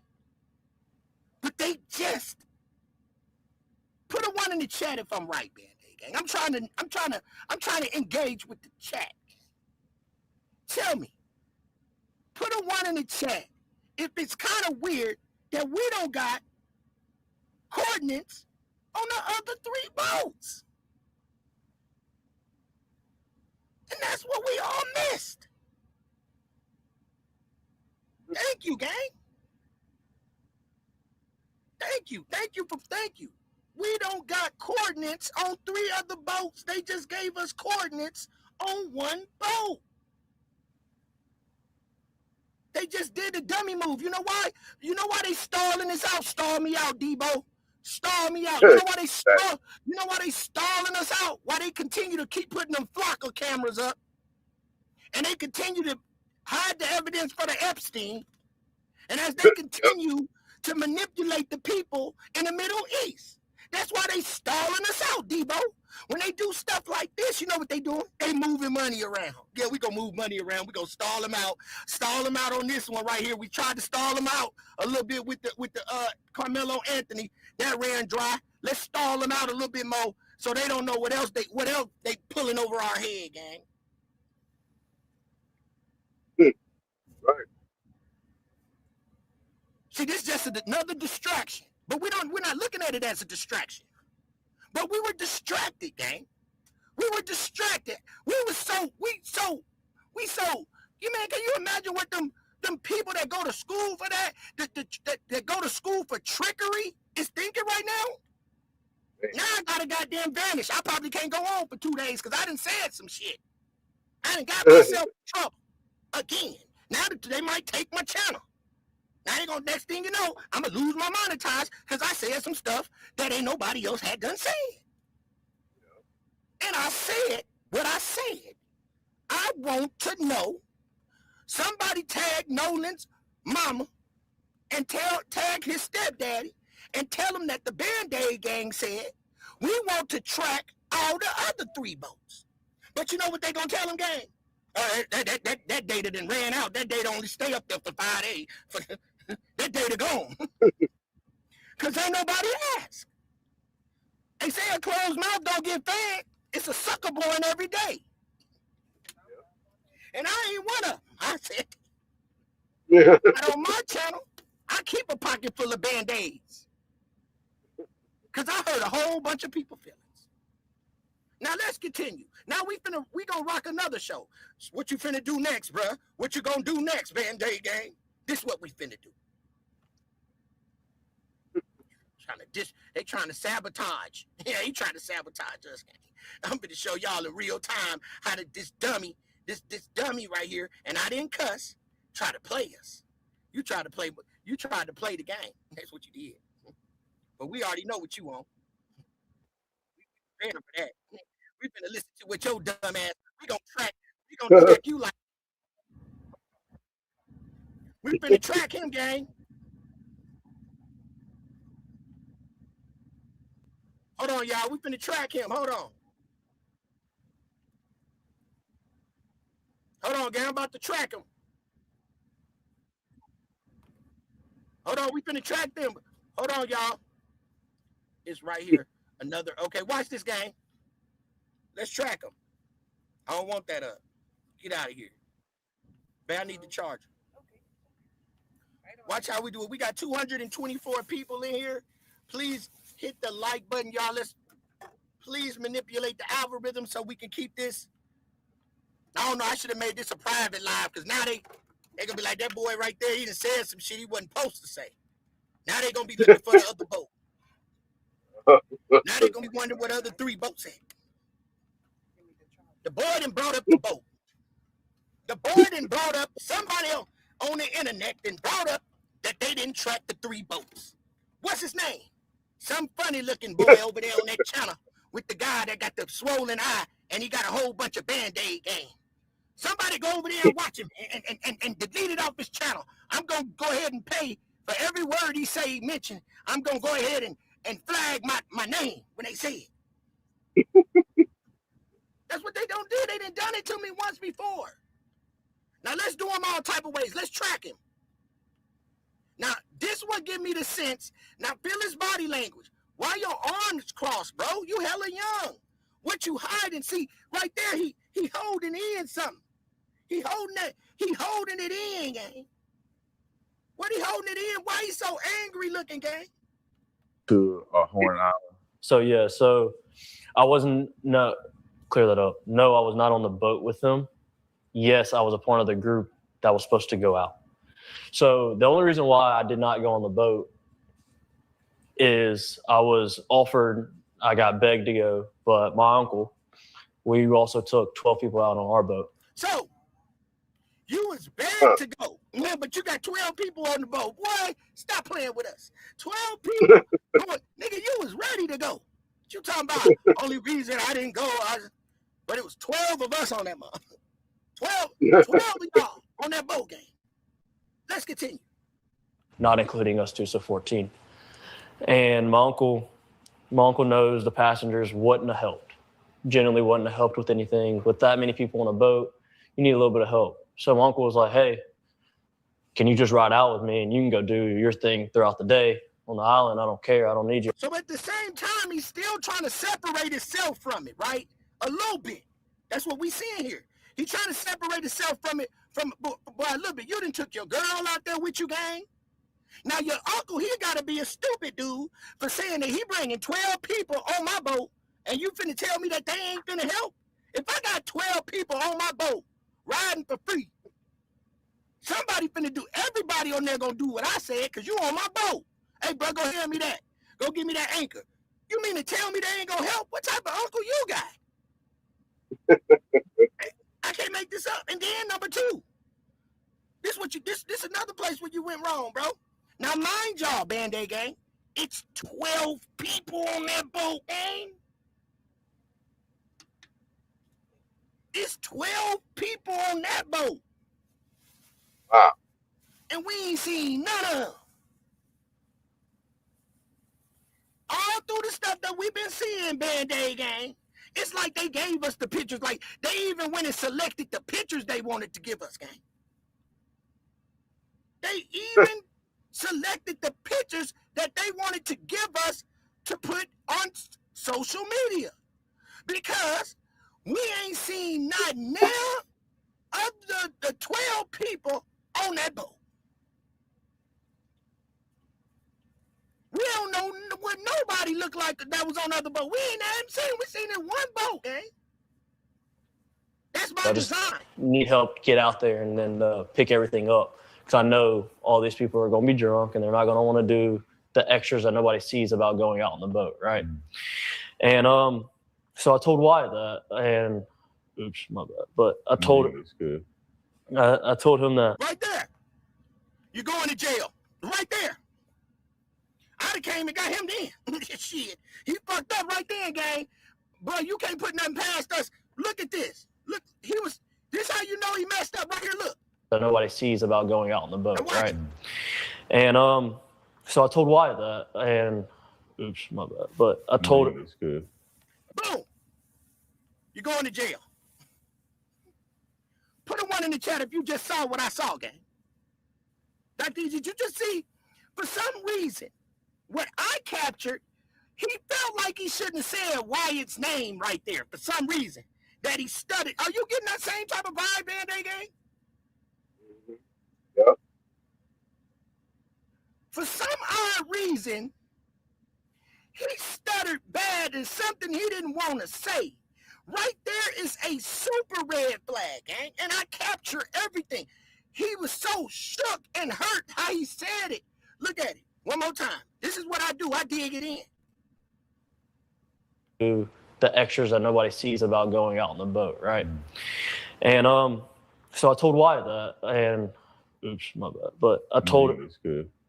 I told him that, and I told. Bro, he just jacked his Mac, bro. Bro, you just jacked your whole Mac when you did that, gang. Thank you. I mean, yeah, he messed up. He telling, gang. That right there is a super red flag on this channel. Now let's go. Told him everything, which was go to plan. We were leaving a little bit earlier than them. I was gonna try to have a spot saved out. And Nolan calls me at 11 o'clock. I missed his phone call. Called me twice. I missed both of them. So he missed. Nolan called him twice, gang. And he never meant as he calls him back. You know why? He knew allegedly to me that Nolan was gonna get whooped. He don't want to have he don't want nothing to do with it. Because guess what? Bart in town. Bart gonna save them all. They gonna have free football, pro tickets, and everything. Now let's continue. Wyatt and Nolan on the boat. They pulled right in front of our boat, and they were screaming. I turned my head and I was like, "Yo, there's a spot over there," where they end up anchoring out. I helped them set their stern anchor. From the time they showed up until now, going back to it, 20 minutes before they left, I was with them. That's who I was with. I spent all day with them. You know you done fucked up, don't you? I got him again. You see, when you look at shit over and over, you just gotta let. Now he said 20 minutes before they left, he was with them. But shit, didn't he leave first? Band-Aid gang, put a one in the chat. We got him again. He said he left first, right? Because he had just gotten a fight. He was kicking rocks. So he said 20 minutes before they left? Gang, we on your ass, bro. We gonna knock the rubber out the elastic in your drawers. Somebody let them know we got the video right here. Yeah, we got it. We got it. This right here gonna put him.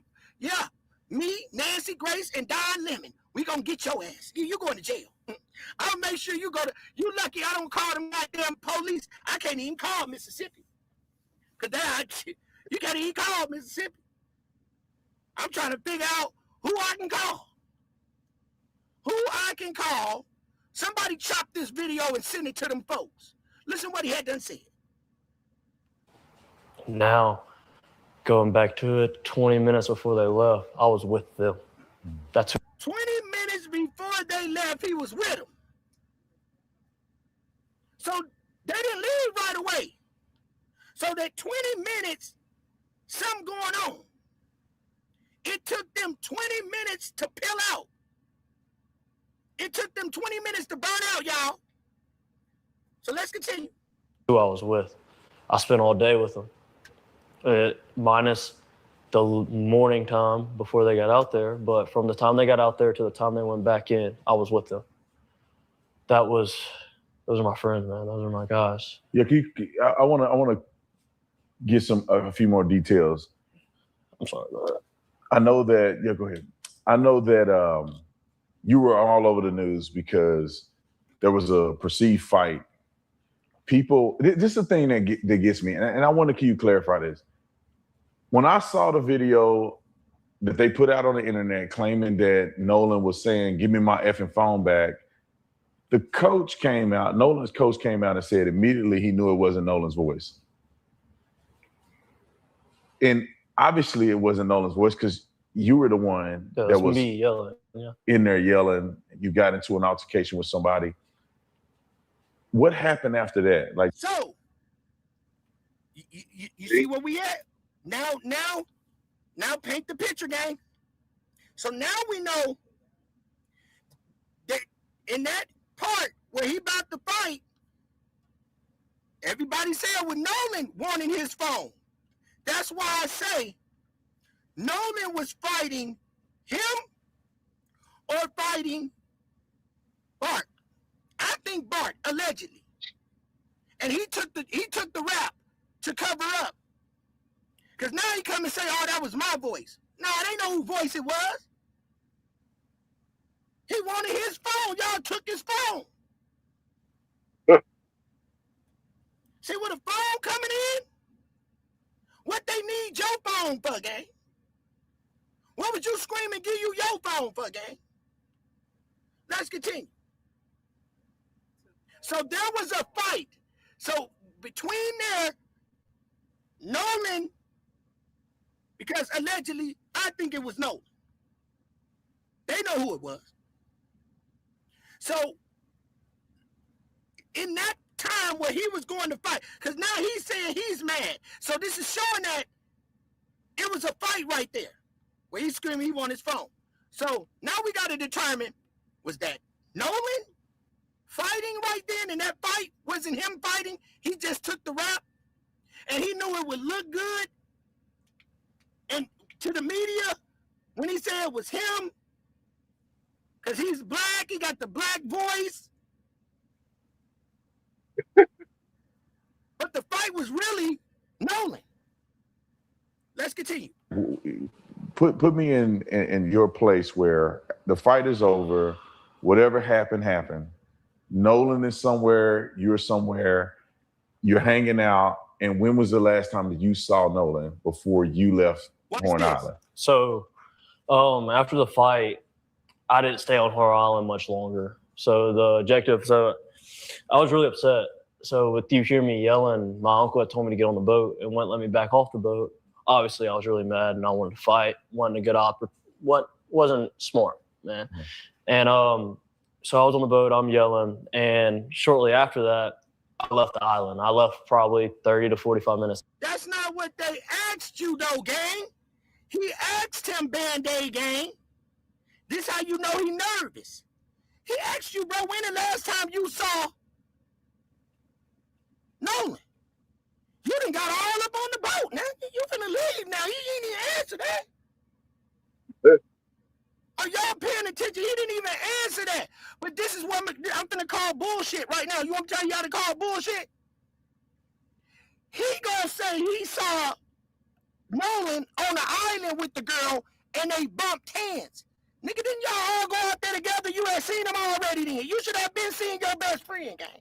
Because y'all came out there together. You trying to say you was there a little bit earlier. But when they pulled up on the boat, you seen your best friend, gang. That's your best friend. So now why you only seeing them later on? Come on, gangs. Cut the crap. Cut the crap, gang. We doing you all type of ways. Marcus Jones say, I haven't heard anyone directly answer any questions yet. Maybe he's too high. He's on something. Now we're going to talk about that too. Yeah, we're going to talk about that too. I got all type of stuff that's different than what people talking about. Watch. What wasn't smart, man. Mm-hmm. And so I was on the boat, I'm yelling. And shortly after that, I left the island. I left probably 30 to 45 minutes after I got to a fight. We started to pack up and left because I was so upset. As Javon mentions, that they were ready to get me back to land because I was really mad. I was genuinely really mad. But the last time I saw Nolan, I was walking to the boat. This was before the fight. It's me and my old lady. We had just got out of a group of people. Nolan was walking towards Wyatt's boat. I was walking in the opposite direction towards my boat. And I dabbed Nolan up. I made a slick comment about something, actually about the girl that he was with. I made a slick comment to him, us joking around, and I kept going. And not even 10 minutes. So why did he make a slick comment and kept going? Possibly he started it all. There it is. Let me pin that.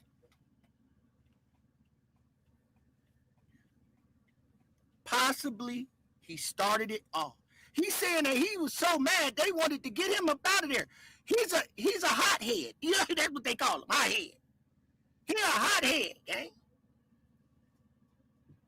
He a hothead, bro.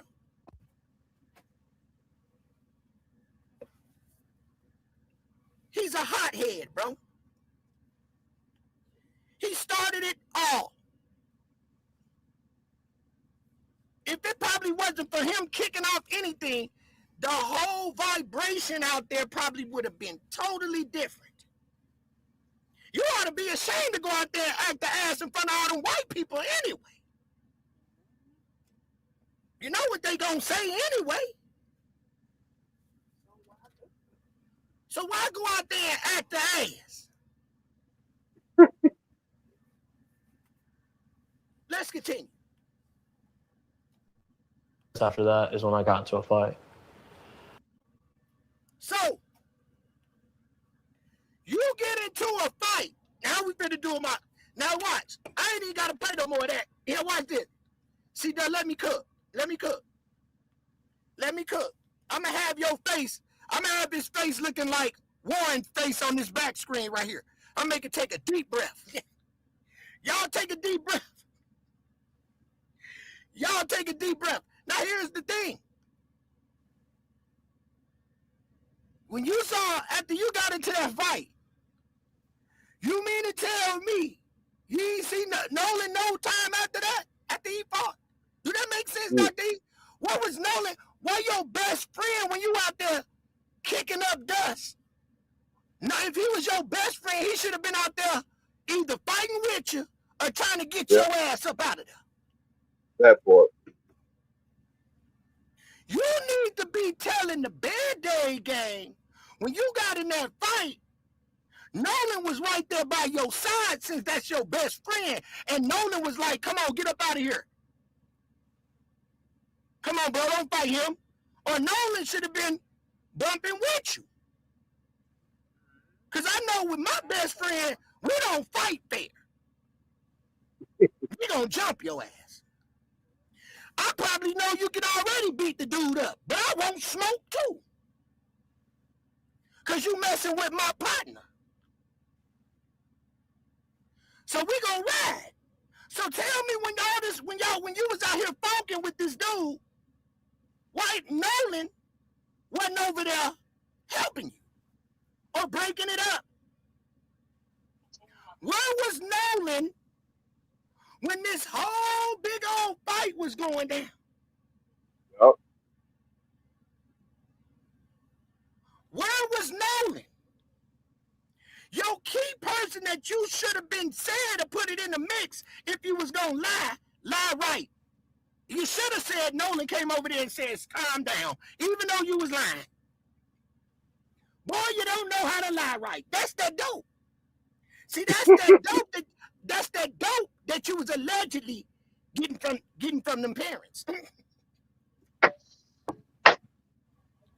You was going over there to partner people get the pill doctor.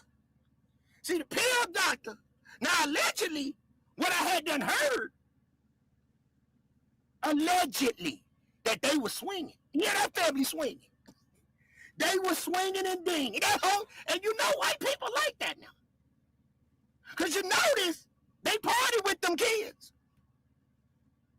They be partying with them kids. It'd be a whole house full of boys. I was like, where are all the girls at, gang? What's going on, bro? Where are all the girls at? I had done heard from September Virgo, I'm dry snitching, that word on the street that family was some swingers. So now, boy, we gonna do them all type of ways. So now we gonna get on this one. Hold on, let me find it. I think it's on this one. Did I get it? Hold on. That's on this one, ain't it, Angel? Where I got the what happened about the dope? They was on the dope. Yeah, let's do them all type of ways. Now I told y'all this, right? Remember I told y'all this. Thank you for backing me up, September Virgo. So now this is let's keep tracking. Y'all getting the best over here. Yeah, I can't make this shit up. Now remember, Band-Aid Gang, I had came out with the video where I got the 81,000 views, all right? But I was gonna do that the day before. Yeah, I've been had that. But didn't I have done told y'all that that phone conversation between that dispatch was they was talking code. And it was crazy because when I found this clip yesterday, I said, baby, look, I just said, Angel, look, told you. I'm not the only one thinking like that. So now listen to this, gang. That phone call was them speaking in code. Jeffrey Akerson? Yeah, try that. Try Jeffrey Akerson. Hey, Captain, here's a bunch of kids. Yeah, they just sound so distressed. They said the boat is sinking, and I don't know. He just told me about his grandfather, but he couldn't give me any more information. And, I don't really have time to really help any non-members at this point. Yeah, but like, check, see, Jeffrey's is, yeah. Oh, Jeffrey. Oh, his grandfather. Yeah, he called me and he said that, his grandson, they figured it out. They don't need any help at this time. But let me talk to the grandson, and then I'll call the grandpa. Click. Y'all, they're speaking in code. The captain is in on it. Vicky not in on it. That's why Vicky actually panicking. Captain cool, calm, collected. I don't really have time for any non-member. Now see, she must have didn't get. Now listen, y'all. I'ma just be real. I could have let that ride, but I'm not letting it ride like that. Now she must have didn't listen to because a lot of them didn't have the recording that we had. When Vicky said, which is the dispatch lady, is there a living individual? Yeah, right. Is there a living individual? That was code talk too. But she's getting the thinking, which I know was code between the captain too. But if she probably didn't see the video that we brought out, where that dispatch lady says, is there a living individual on that boat? They wanted to know, was mission accomplished. So, yes, they were talking in code. That's what made me think it was bigger. Like when you hear a cult, when you hear Dixie Mob, when you hear Ku Klux Klan, when you hear these crime groups, I believe that this group of people are elites. Look at the jobs, gang. Now let's continue. But Jeffrey's a member, so why did you? Because Vicky wouldn't let it go. So now the grandpa did call me and they said they got to figure it out. So they're sinking, but all of a sudden they good? No. Yeah, let me talk to the grandson so we can. Y'all in on it. Captain is in on it. The tow company, the captain, yeah, they gonna tow a boat to another island, a boat carrying Nolan. Why are they doing all this? Why? It doesn't seem like so many people are involved. A judge is gonna lie outwardly. A sheriff is gonna lie outwardly. They're putting careers on. The governor is gonna lie outwardly. Because it's an orchestrated system. They got a clean up network down in Jackson County, Ocean Springs, Mississippi. That's why a judge can confidently herself in what is supposed to be an ongoing investigation. That's why they can in your face tell you blatantly it's a drowning, not even showing an attempt to investigate. Thank you. Like that's how, even though the whole world is looking at them, they can still continue to push forth Warren and Tristan and Javon to come lie to us because it's a network. It's a network. They got a clean up network. This is not their first rodeo. They've been done this. A lot of accidents that they've helped cover up, that they helped clean up after. So yeah, they are going to fight tooth and nail and take very aggressive moves because you expose one of them, you expose it all, you expose the network, and they're done for. Too many powerful people involved for that to happen. They're going to fight to the death. And so will we. They spoke. Did y'all hear one of Nolan's real friends speaking about what he believes happened? Listen to this. Listen to what Nolan's friends say, gang. Listen to what Nolan's friends say. Now remember, we heard Warren. Right. And you heard Officer Tatum said on his live that allegedly Nolan them, well, he tried to blame it on Nolan, was skiing. That Nolan was a skier. Y'all know what I'm talking about. He liked to ski. But we heard Warren sniff his nose, right? Early on this live, you heard Warren up there, he said, sniff that big snorter. You goddamn, what was that? I don't want to cuss. What's his name? That was married to Madonna. What was that man's name that was married to Madonna? What's his name, Dr. E? That played on Colors. Sean Penn looking. Oh yeah, Sean Penn, yeah. Sean Penn was snorting that stuff. Sean Penn looking dude. So now here it is. Now listen, he say they was skiing. That's the stuff. Yep, Sean Penn. That's what the cool officer Tatum said that was the rumor. That's a code word for snow. Yeah, they was skiing. He was going skiing. So now listen what Nolan friend had done said. They're gonna fight to the death, and so will we. They spoke. Did y'all hear one of Nolan's real friends speaking about what he believes happened? Listen to this. I know that friend group that he was with is known for, I don't know if I can say this substance, but they're known for doing a certain substance. And, you know, some of us who have spoke to Nolan prior to the island date, we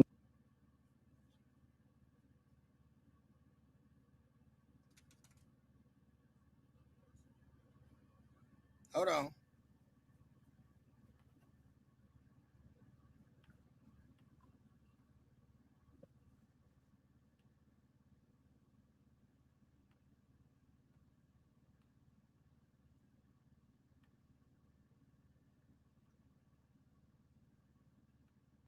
There was more audio to this video. Hold on, gang. Let me see. If that's okay, yeah, it was short. So now there's another piece. So now the friend said they was going skiing. They was doing a substance, right? So we already popped. So now let's get to this. Let's wipe them down, y'all. Let's take it all the way down.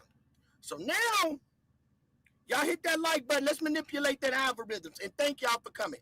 Make sure y'all sub up to the channel, y'all. Thank y'all for the jewels, too. Absolutely. Appreciate it. I want to thank my team. For giving me these wonderful videos and, you know, doing what we do. I thank y'all for the super chat, the jewels. Thank you guys so much. Let me get to this real quick. Play this video. Let's go from this one. What did I do with it? Is it right here? We got so much stuff on this line. I'm just killing them with this chronicle order. I'm doing them. Hold on.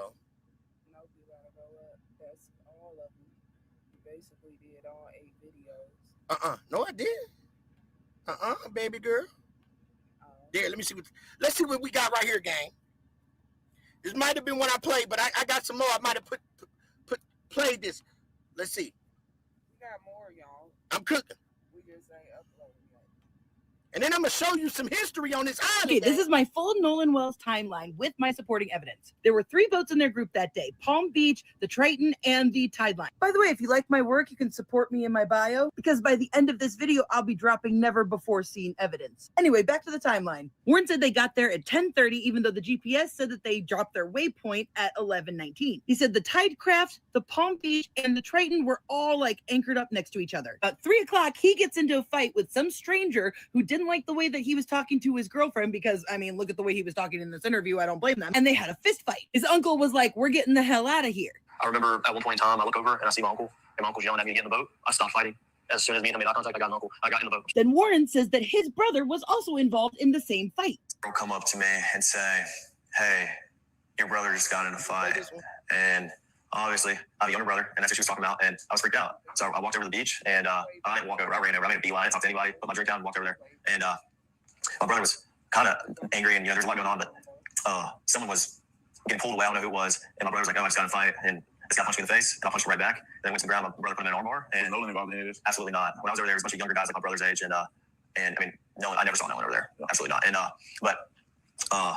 okay, sorry, I just lost my So you're ready to go. There's an issue with the boat. Okay, yeah. And this is Yeah, up to that. So the fight happened. Your brother was scuffled. I'm assuming that it was cleared up. Right. You got your brother out of this situation. And then how did you find out that this boat is sinking? Well, I walked back over, and like we're probably around each other for a little bit. I mean, I wasn't thinking anything about it. I told my brother, I pulled my brother off the beach. I was just like, listen, get in the water, hang out with us, calm down. I mean, he was calm, but I didn't want anything else to happen, And so once I got back over the boat, I got on the Triton, and the Triton had probably about 6 inches of water up to the transom. And I was freaked out because I'm good friends with Wyatt, and that was his boat. And, no water's coming out, no access water's coming out. And it was a big issue because I think the reason was because there's so many people getting on and off the boat. At some point, the boat was very, very crowded, and there's just a lot of people on, so it drags water. Yeah, that's not how boats work. Boats don't flood getting in and out of water. Mind you, I'd also like you guys to see that they are in much shallower water than they claim. But I digress. As someone whose parents have had several boats in their life, boats don't just start sinking because people are getting in and out of the water. I think they were trying to run as well because there is an underage kid who just got into a physical fist fight on the island. All of them are drinking and driving boats, so they're trying to hightail it out of there. Now, Warren goes into so much detail that he accidentally explains what really happened, but not in the way that he was saying it. I think over time we were out there for a couple hours. The boat started filling up with water, so I popped the starboard side hatch, and the battery was completely underwater, and so the motor wouldn't trim down. I mean, my buddy would go to trim it down from the console, and it trimmed down, and then it come right back up. Now, trimming the motor means they move the propeller closer to the transom and it lowers the bow, which means they can drive through choppy water without risking that choppy water to come into the boat. Failing to trim your boat up and taking off at a high speed can not only overheat very quickly and cause it to shore, but if waves are high, it won't cut through the wake and it will cause the boat to porpoise and possibly have rough, choppy waters get on your boat. So, I mean, on the way out there, it was pretty calm. I think it was blowing like 3 or 4 knots. I mean, the waters were clear. It was a great day to be on the water. Sunshine, not cloudy at all. And I mean, it was a great day to be out there on 4th of July. And so, I mean, we followed each other out, and I mean, it was calm. It was calm. On the way back, it was a little more. So, let's do some history. Because we know we broke some shit down, right? So, I want y'all to remember what I'm saying. What we got so far, and let people know, gang, we got 3 boats that was not tracked. 3 boats that wasn't tracked because they giving us this, and then I'm gonna give y'all some history on that island. Well, not just about, y'all heard that it was a place where the slaves can escape and get into the military and all of that, right? Yeah, y'all know that, right? Yeah, y'all know that part. But I got some other shit. Yeah, did I mention that? I must have left it out. And I asked the chat GPT, I said, hey, has there been more black unalivings on that island? It said, yeah, but it wouldn't tell me who it was. I said, damn. They even went and rigged up the chat GPT during the time. I said, if it knew that there was more blacks that been unalived on that island, I wanted to know some names because, I get all up in your business. So anyway, gang, let's get into it. Now, Dr. E, you tracking with me? Yep, right here. Tracking? All right, gang, everybody tracking? All right, let's track. So now, watch this. Now, remember, we got 3 boats. And now we know that you can turn off your location and where you going on those boats. Due to Jerry, because they went to Jerry's house. Yeah, they went to Jerry's house. They went to Jerry's house, gang. The man that owned the boat lot that can turn off everything if he want to on where he went and where he navigated to. So let's continue. Thinking, can y'all please come? And is everybody on board in good health otherwise? Yeah, everybody's on board. At 4:31, the boat leaves Horn Island and it is towed approximately 3 miles, and then the tow ends. So after 3 miles, they go back to the original. So, again, don't let them finesse us, Band-Aid gang. Because what we're looking at, right, Dr. E? Because I like to be precise on the stuff that I do. So now, here's the thing. They just told us, Band-Aid gang, and this is what we want to know. This is what we want to know. Thank you, Nurse 59. This is what we want to know, Nurse 59. Board in good health otherwise? Yeah, everybody's on board. At 4:30. What they just show us right now, gang? They just showed us a tow truck, gang. What you mean they just showed you a tow truck? Marcus Jones, they just showed us a tow truck. So what you thinking? I'm thinking when you see the tow truck is somebody professional had done came out there, right, Dr. E? Right. Like a towboat. Is you telling me that the boat that posts the tow came out there? Because you know what? We ain't seen not even nobody on no other boats. All we see is a boat being pulled by some string. But we don't know if the guards came out there and towed that boat. We ain't see so what did it? Was it a professional towboat that came out there? Because what y'all just showed us on here was a towboat. So that's what we thinking. She said the boat was towed. That sounds professional to me, gang. And that's how we gonna hold it down. So now we need to know, did the guards come out there? Did the other people that working for y'all come out there and tow that boat? And made it look professional? Getting off the water professionally? And the other boats? Because we're not tracking 3 boats, gang. 3 boats. One of them boats could have had Nolan on them. Let's continue. The boat leaves Horn Island and it is towed approximately 3 miles, and then the tow ends. So after 3 miles, they go back to the original dock. They arrive at 5:44 p.m. So it looks like this is where Horn Island is, and this is where the original dock is that I am referring to. El Camino Real Road is in Gulf Hills, Mississippi, which is right above Ocean Springs. So now, I'm going to give you another key. Gang. Now, the boat, Dr. E, towed for 3 miles, Band-Aid gang. And all of a sudden, now the boat is working again. Right, Dr. E?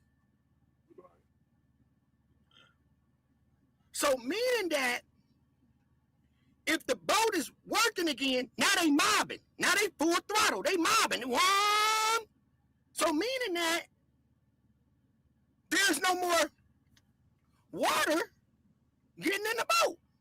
So mind you, gang, let's be for real.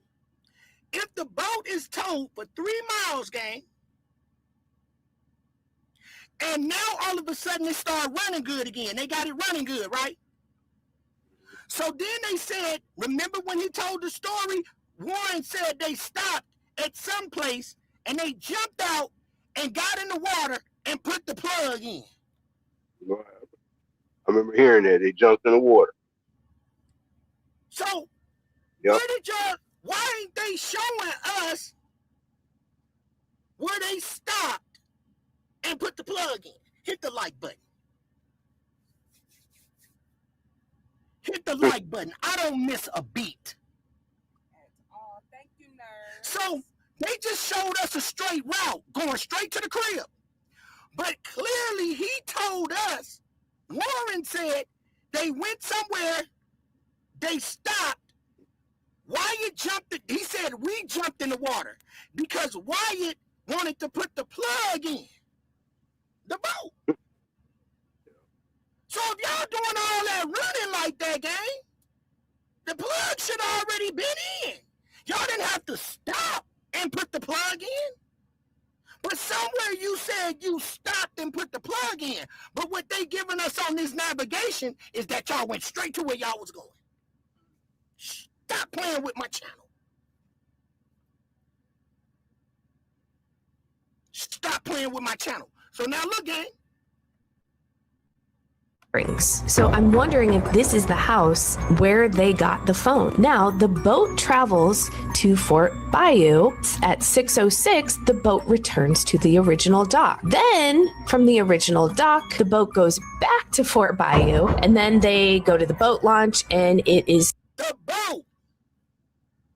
See how you see the trickery? This shit right here is witchcraft, gang. They witchcrafting us, gang. This is nothing but witchcraft, bro. Thank you, Marcus. Gang, this is witchcraft. Why is it witchcraft? Bro, they just showing us no other boats. They showing us what? Look how they spent us. We dizzy right now. Am I right or wrong, Dr. E? Yeah. There's a lot of back and forth. They telling us what one boat went. What about the other boat? Can't you give us where the other boat that was pulling this boat went to? Where the other 3 boats go, gang? This is witchcraft, bro. They thought we was dope fiends or something, gang. They thought this is the stuff that I'm saying, bro. If this is not brought to the forefront, what are we supposed to do? Turn it into the watch riot again? What the hell? Now, if they let this ride, something is wrong.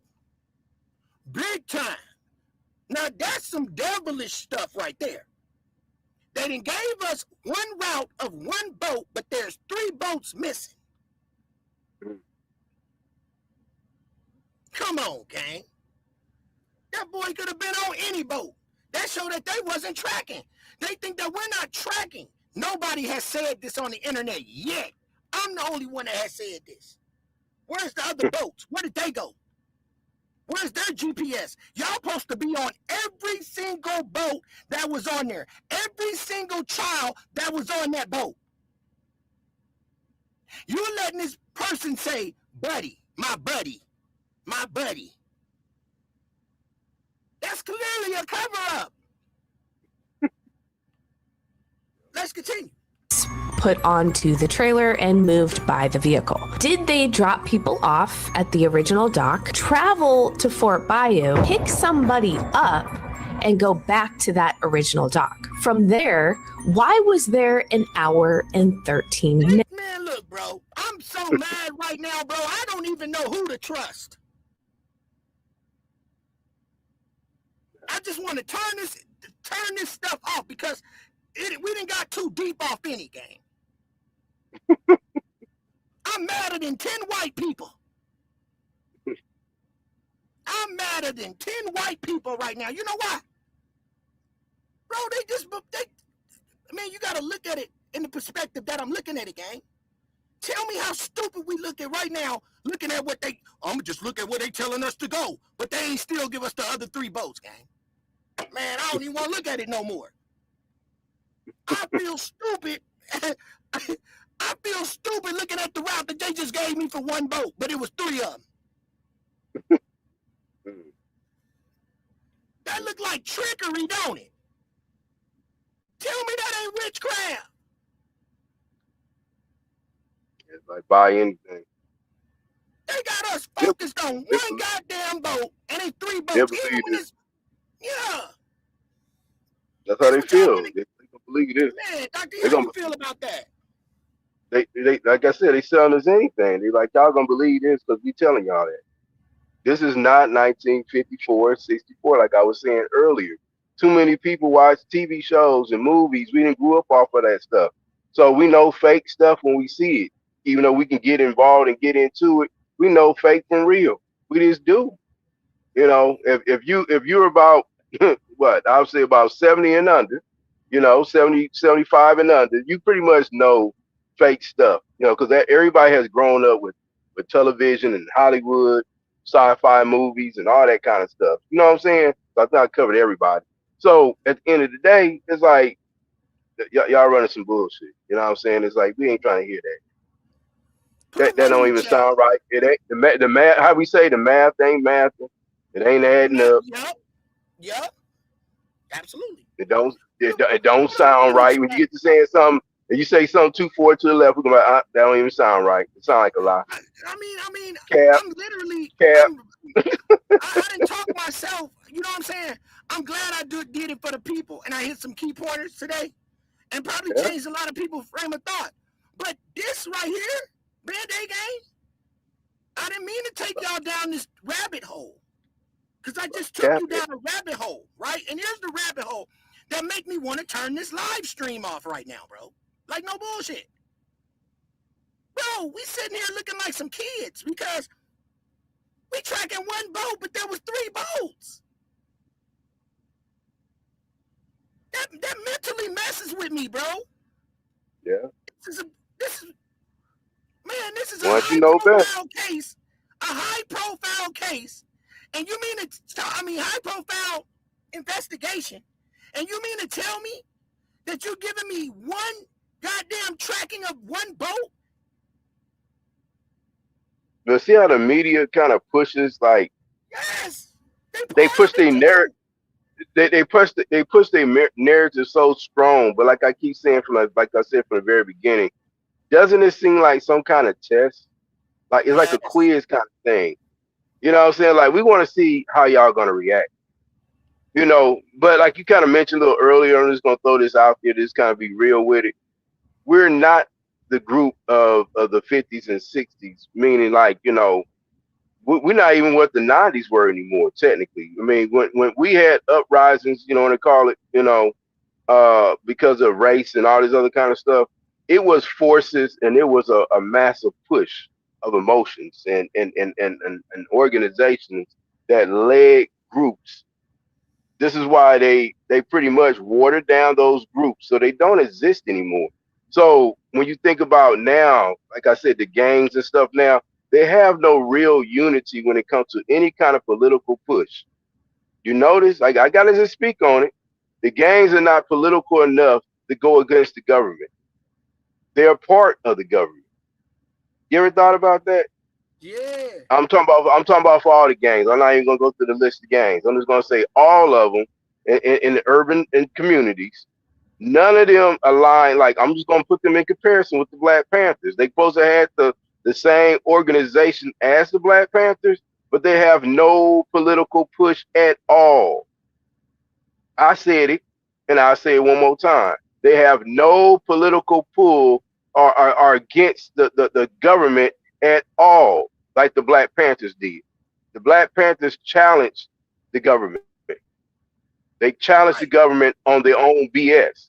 None of these groups today that exist since the 60s all the way to now that came after the Black Panthers, none of those groups ever went up to the Washington, D.C., got on television, made videos, rap songs, or anything. I'm going to use all the platforms they could have used.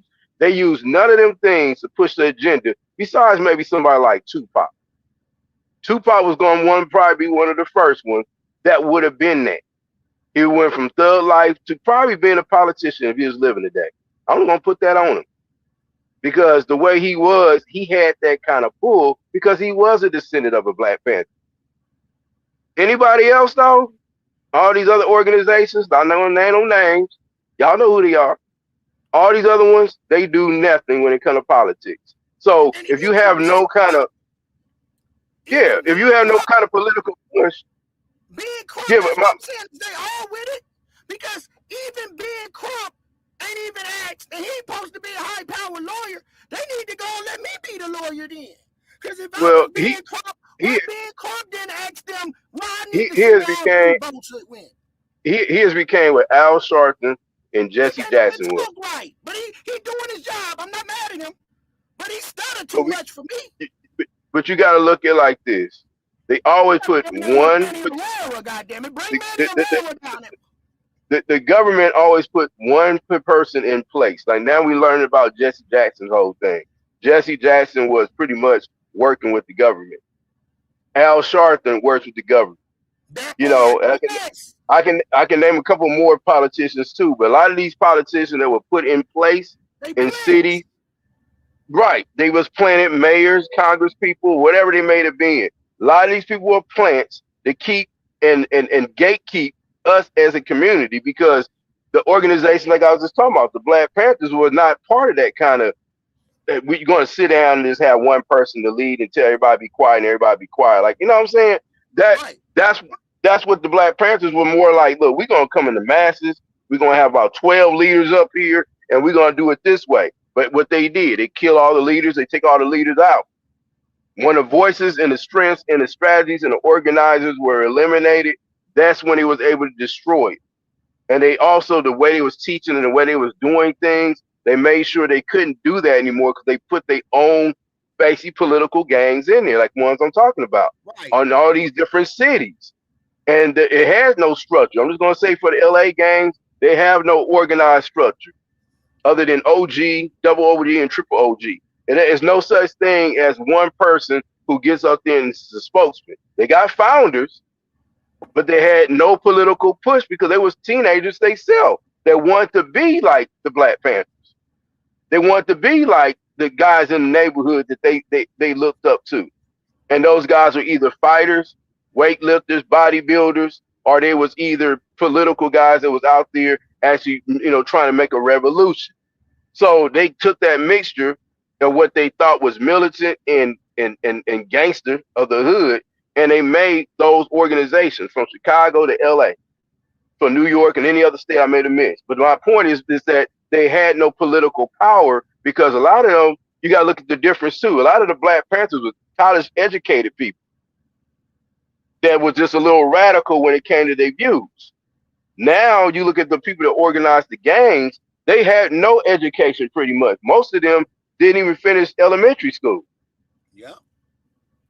Different mentality. So when they get to the point of being grown and organizing things, their mind is not there to organize because they have a 6th grade and 7th grade mentality compared to a college master doctor degree kind of person like even Dr. Martin Luther King, Malcolm X. They educated themselves to be on a college level, even in speaking. Malcolm was trained to speak, but he was not educated like the thugs and the gangsters were.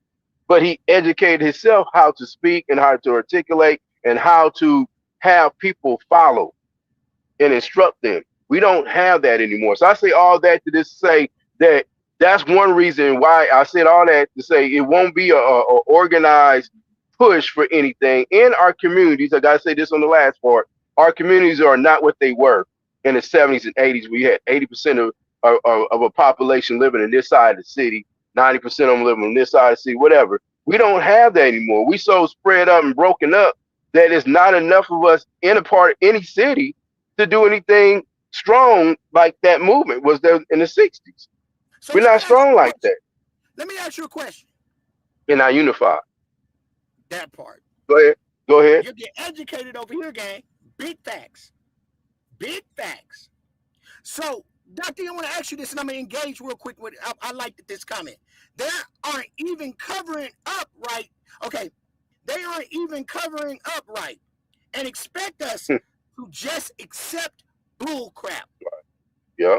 They're beyond stupid. How do they run the game on us? They can't. Exactly. See, Well exactly said. like I said. Yep. And I'm gonna say this too. I think they were better off. This is why I know it's a plan, right?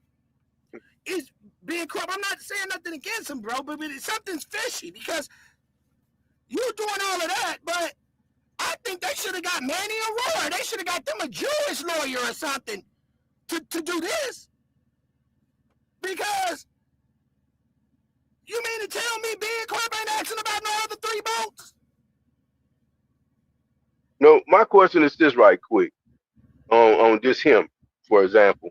Why is he always the only solo again out of nation of millions, right? Why is he only every time a civil rights issue happens, like I was saying about the selected ones like Jesse Jackson and Al Sharpton, why do we have one person that's pretty much on the government side that always is pushed to the front and said, you be the spokesman for all the black people?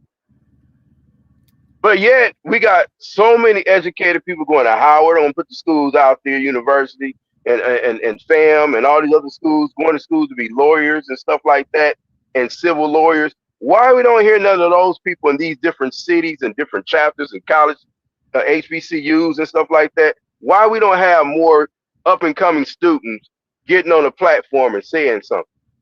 We dropping gems tonight. You dropping gems tonight, bro. You dropping gems tonight. Y'all hit that like button, man. You get the real deal over here, y'all. And we're not going against being Crump. No, We're just bringing out, right. We're just bringing out the right facts. now, but I'm just saying, again, we're just keeping it real. Like, these are simple arithmetic. We can't. Like we say about the math ain't math, but we can't move a movement and people and masses with one solo, I'm going to say, kind of government spokesman on behalf of the community to speak and lead us. It's too many of us that's too educated, too knowledgeable, and going to school for all this stuff that I'm talking about. That's way more educated than I am in law and politics, and want to be lawyers and want to be doctors and all these other kind of things.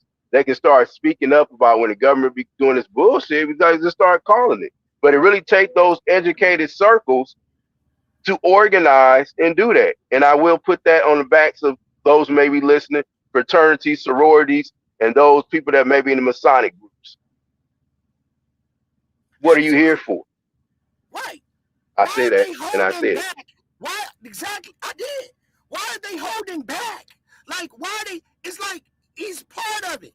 Now, I'm not gonna say what I really could say because I don't want to hurt nobody.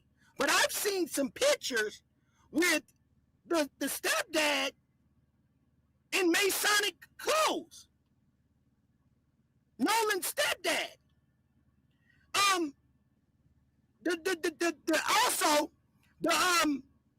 The pill doctor Jerry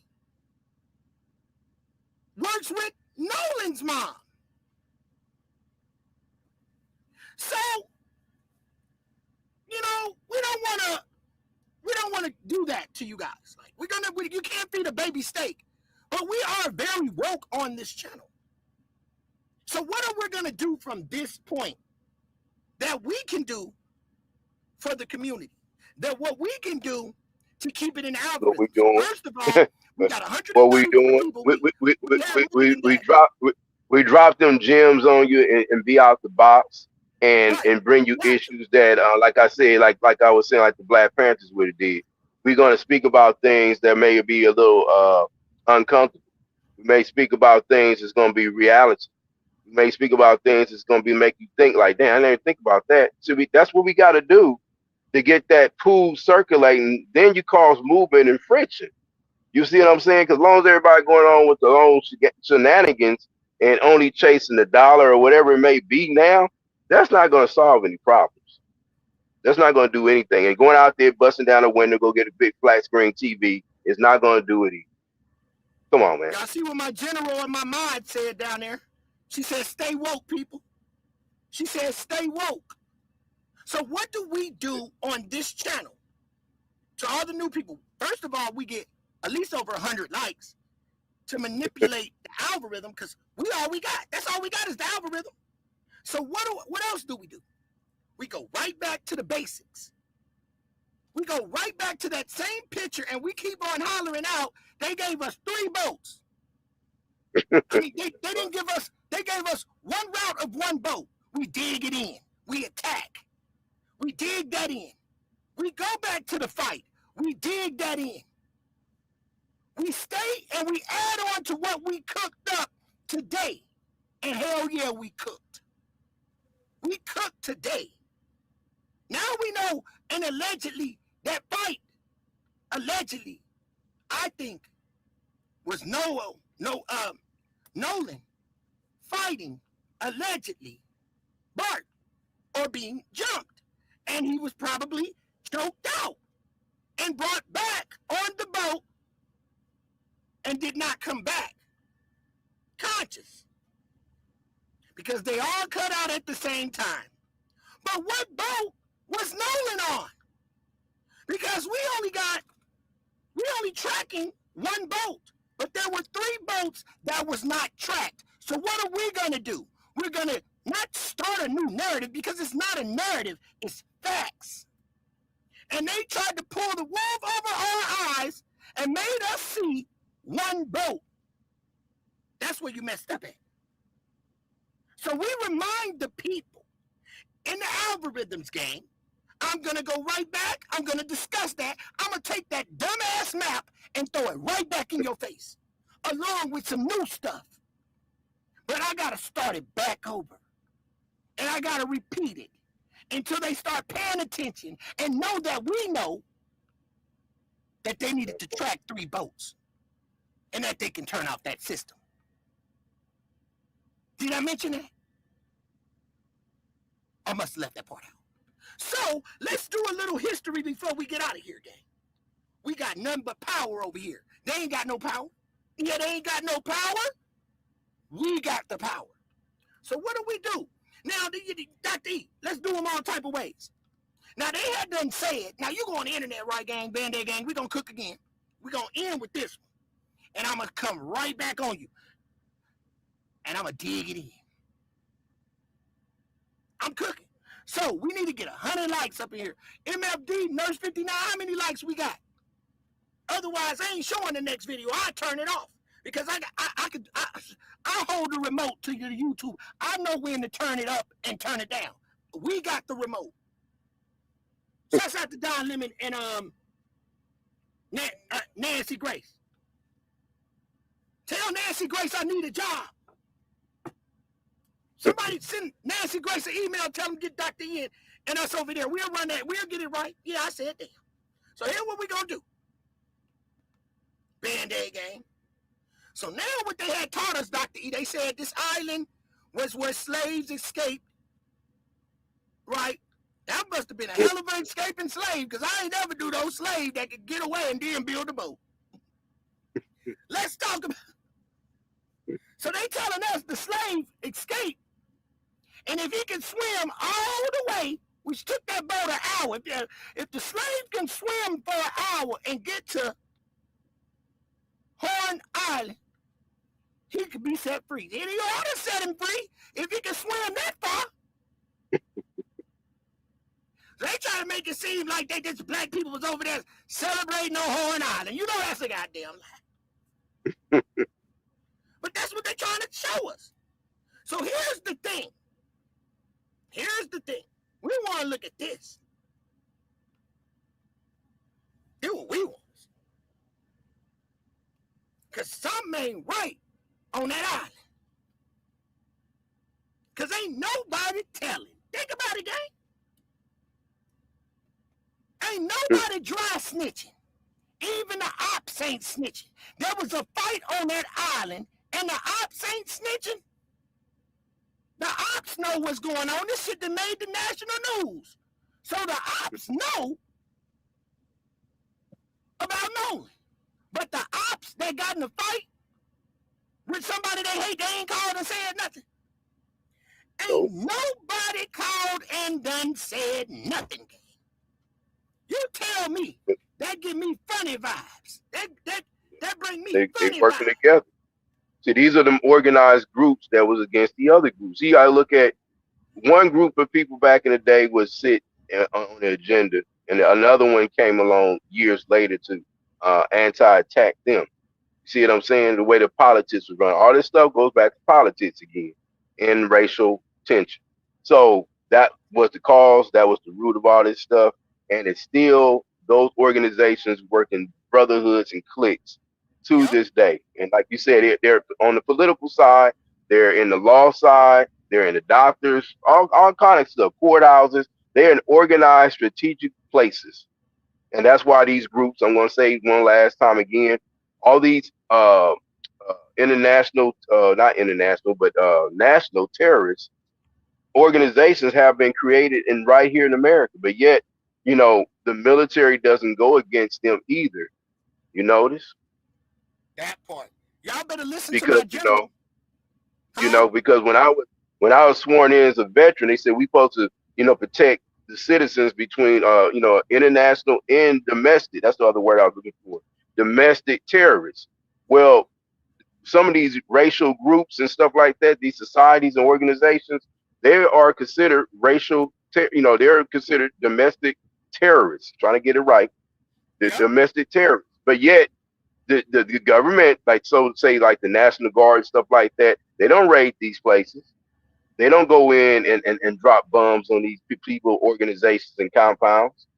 But that's what they're supposed to do. That's what they sworn to do when you sign into the military.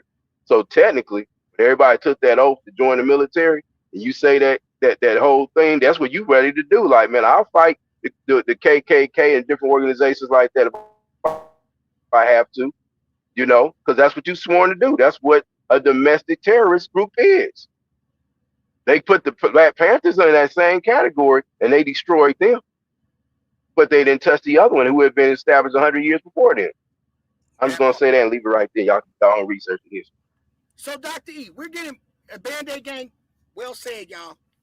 Give us 100 likes. Y'all better listen to the general right there, Nurse 59, because she will put you right there. She'll nurse you. Yeah, tighten you up. Yeah, you better tighten up. She got a wrench. You better tighten up and get them likes up. Tighten up and get them damn likes up.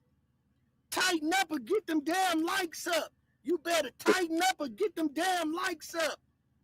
Tighten up. Tighten up. You better tighten up and get them damn likes up. Tighten up. Tighten up. You better tighten up and get them fucking likes up. Band-Aid gang. Y'all get in here. Come on, y'all. How many likes we got? For the chat, I don't want to scare them away, but I just be trying to get them to realize that politics is involved in a lot of this stuff. You know what I'm saying? And crooked organizations are running it. So when you start calling it out and we start recognizing that, and people they have these bigger platforms than we do, start acknowledging that, those who listen, because them bigger platforms listen to us, but they just don't give us no credit. So at the end of the day, you know what I'm saying, they are listening, then they used to use their platform to something bigger that we talk about, like right here on the smaller platform. We're telling them what to do and how to lead it, because we closer to the seed in the root. You feel me? So I'm dropped that last jewel right there. That part. Now look, y'all, let's see. Now let's get into it. Now you know what they said about the island, right? But this one here, this give me funny vibes. Let's go, Band-Aid gang. Dr. E, track with me. Tell me if this is weird. Right. Exhibitions for the Walter Anderson Museum of Art in Ocean Springs, Mississippi. Horn Island. Before I get started, I wanted to say a special thank you to the Mississippi Department of Archives and History for inviting me to speak today, and especially to Dr. Chris Goodwin for organizing this lecture. So it's a pleasure to be with you all, and I'm looking forward to talking with you. Have just recently the Horn Island series of journals that Horn Island, which is one of our barrier islands. And upon his death, these journals were actually found throughout his cottage at Shearwater, and then also in some of the workrooms at Shearwater. So now on TikTok, let me give y'all a little example. On TikTok, you welcome me. On TikTok, there is a video of some people in the present time dancing around some pottery on that island. I can't make this up. So at some point, and if you go on TikTok, you will see it. It's some people, they gotta look like they white people wearing stuff like Indians wear, and they burning pottery. Okay, now let's track. So I dug a little bit deeper, and this was the only thing really about it, other than what I saw on TikTok. Within them, Anderson records 15 years now, and sensitive depictions of the natural world. So many of you are probably familiar with Walter Anderson in some form. His work is probably most associated with the state of Mississippi of any other visual artist. And so you probably are familiar with either his watercolors, such as what is seen on the screen now, or some of his block prints. But we're hoping to take a little bit of a deeper dive and really look at how he is writing about his landscape, particularly Horn Island. And so we're also going to take a little bit of a dive into Walter Anderson's relationship with the island. Unfortunately, this presentation So he will had a probably do little relationship justice to with the the island. logs and really the So rich now complexity of that. we gonna dig in there. Look, we gonna skim through it. Go do your research. Y'all go look this up yourself. I'm just skimming through it, but I'm gonna show y'all some pictures. You go do your own research and look it up for You yourself. see the three brothers here. Here's Walter Anderson, the youngest, James McConnell, and the eldest, Peter. Walter Anderson later studied at the New York School of Fine and Applied Arts, now Parsons School for Art and Design, and then later at the Pennsylvania Academy of Art. On the screen is a drawing of a lioness from the zoo, and Walter Anderson actually liked to skip class and go to the zoo where he skim through it. Let's skim through it. In these images from the Gulf Y'all better Coast, pay attention to these signs and such symbols, as the blue jay y'all. here, which actually accentuates that I'm form looking at an island of look like an eye of Horus, of the base. but it's not. Let's get to it. But watch this, y'all. This where it gets kind of. I'm gonna get to the meat and potatoes. I want y'all to go look up and it says the history. In 1933, Walter Anderson marries Agnes Missy Grinstead. And here is a charming little picture of them as newlyweds. So it had a lighthouse. We don't the see lighthouse, the lighthouse and the keeper. What a lighthouse said. Later, there was a farm established on the island that raised cattle and pigs until about the 1920s. And actually, some of the pigs were still around when Walter Anderson. So, Band-Aid gang, that lighthouse ain't on that island now. What was going on the island, gang? Because that ain't there. So now, I'm just going to scam. Now, it get deep. So he left one of his cribs that looked like that. That's one of his cribs. But this one, it get crazy. Now it's finna get crazy. Now look, y'all.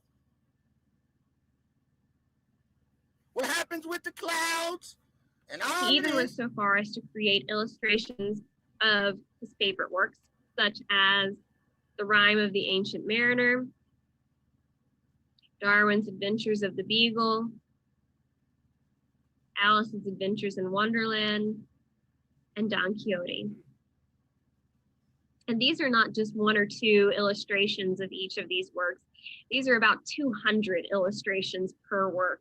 And the Walter Anderson Horn Island became this fantastical place where he was able to. So he say the island, that looked funny. The island turned into that, some type of magical place. Dr. E. Kind of like a Walt Disney Wonder World kind of thing. Like that looked like some goddamn cult ritual type of shit to me. Yeah, that's what I'm saying. Get deep. The pictures get easier. Look. The pictures, y'all just gotta scan through this. They get easier, but you see people on this island practicing this ritual when you look at all this stuff. Who going like up there? Black people flying to heaven. Black people flying to heaven. They going up. Now, it get wicked. I just want y'all to look up and it says a history launch. All of this, read through it. I'm just sending you some pictures. It gets deep. It's some real wicked, weird looking ass pictures down this timeline that he say he would see going on the island game. Like crazy shit. So, but there are people that are basically go on TikTok and you're going to see people burning pottery, dancing on that island at night, like some ritual shit. Mm. So it's some top secret weird shit that goes on this island. So you think them people in the town? I'm thinking already the same thing you probably thinking, like one of the movies, right? Like one of them horror movies. All the people in the town are connected to that island because they all are descendants of the same cult. Hey, bingo. Bingo. And Now maybe that's just Nolan and his magic. family is on the outside of that because, maybe because of the melanated skin, they're not really a part of that cult. And so, maybe it was like, they may even convince them, hey, come out to the island and we're going to hang out and kick and you can see what we do. I'm just saying, allegedly this could have happened where, he became comfortable to be around this particular group of people that he was going to school with. Like fraternities and organizations, so they kind of lure you in and say, hey, come on, join the brotherhood. Just saying. Right. So that's what I'm saying. I'm sure. Come on, here's the other weirdest part, gang. I'ma just be honest. When you sit back, and I'm nothing against white people or nothing, bruh, but I've been in the Tennessee River, and when you stand in that river, right, that water feel nasty, the ground feel nasty as hell. You feel me, Dr. E? So I wanted to know, let's be real, because I say shit that other people scared to say. You mean to tell me y'all get on them boats and go all the way out there and stand in that nasty ass water and piss in it and just stand there to get your ass ate by a shark? Or alligator or whatever the hell else. Or an alligator? What the fuck y'all just jump off the boat? No, y'all just standing up to your titties high in the nasty ass water. And in the nasty ass water just standing there with a beer can waiting on the goddamn jaws to sneak up and bite your drawers off. What the fuck is going on, gang? Big ass bogus. I see them all just sitting in that nasty ass water. You know it's all dirty looking. And y'all just standing there. Y'all ain't worried about a goddamn shark sneaking up because there's sharks in that water. Because basically basically this particular island is it by Biloxi, Mississippi, like on the southern end, or is it in the backwoods off the It's right there, sit off in the Gulf. Sit right out there in the Gulf. So it's kind of like swamp meets ocean. That area, like the bayou. Ocean. It's kind of like Louisiana is with the swamps when you go down like the Homer and stuff like that. It's ocean. You gotta go off the coast, drive off, and it's an island. Sit out there. You in the ocean.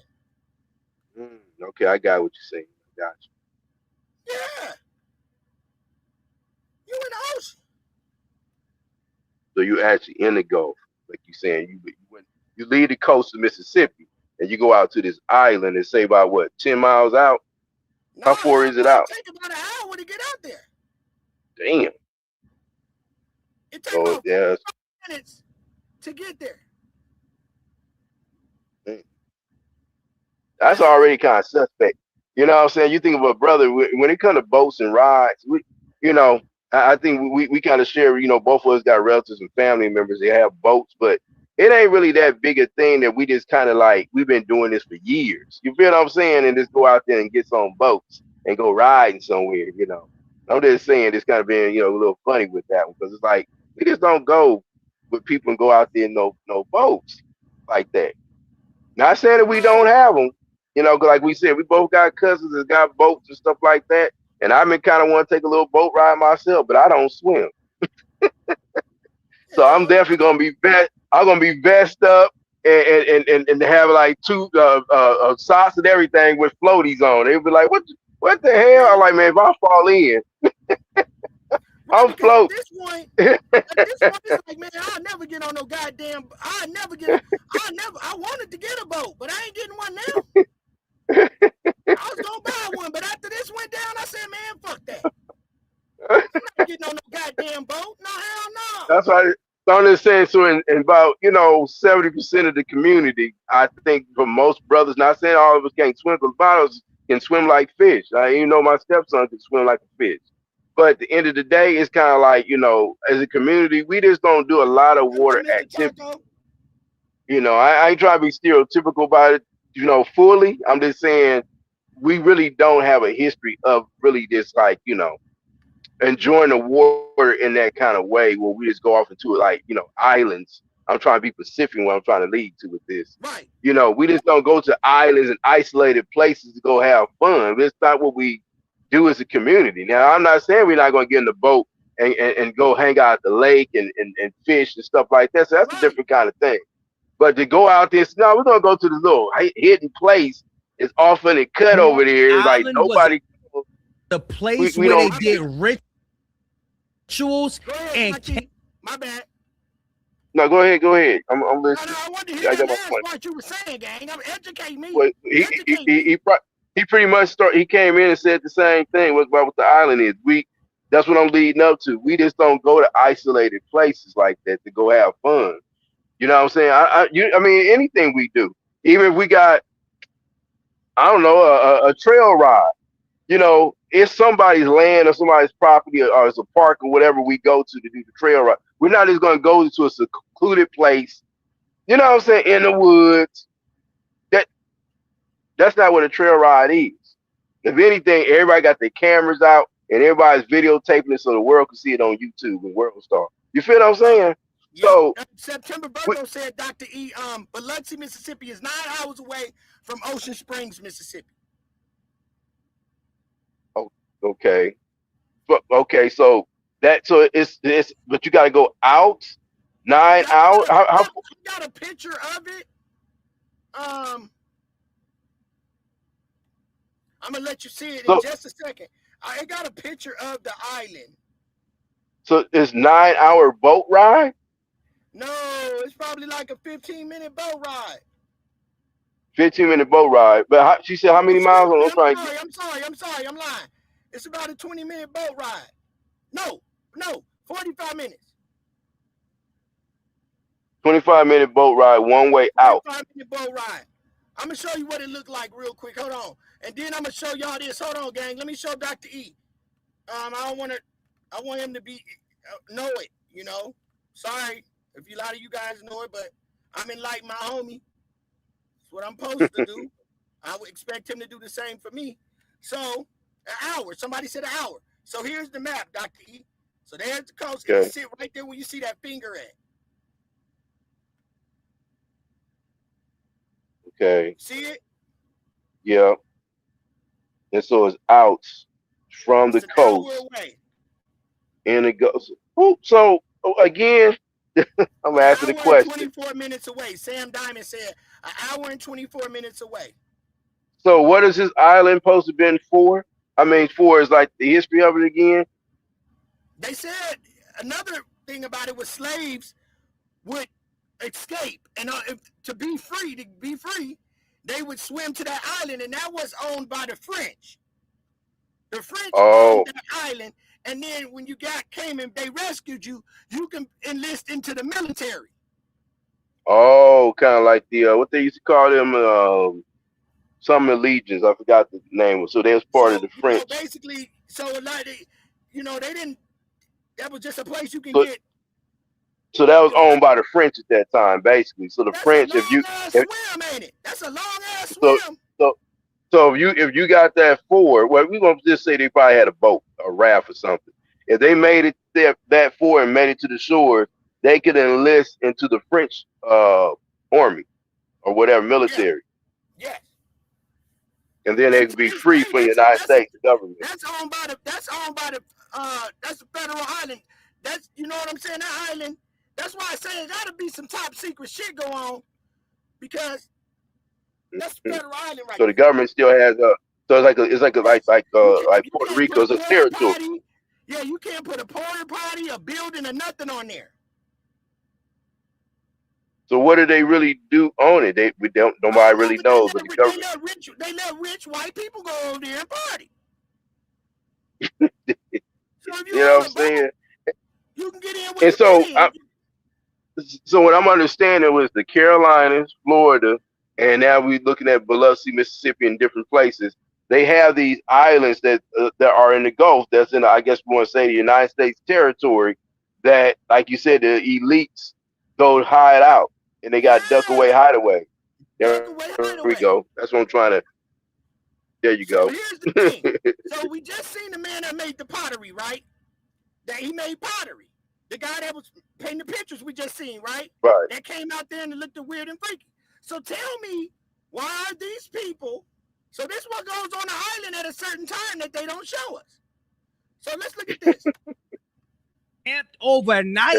Y'all not gonna believe this new information right here. I was tapped in earlier to Introvert Rockstars Live. What he discovered is gonna blow your mind, y'all. But before we get into it, y'all know we gotta react to some TikTok videos because there's new audio. They even got the grandfather of one of the boys, Wyatt Earl Warren.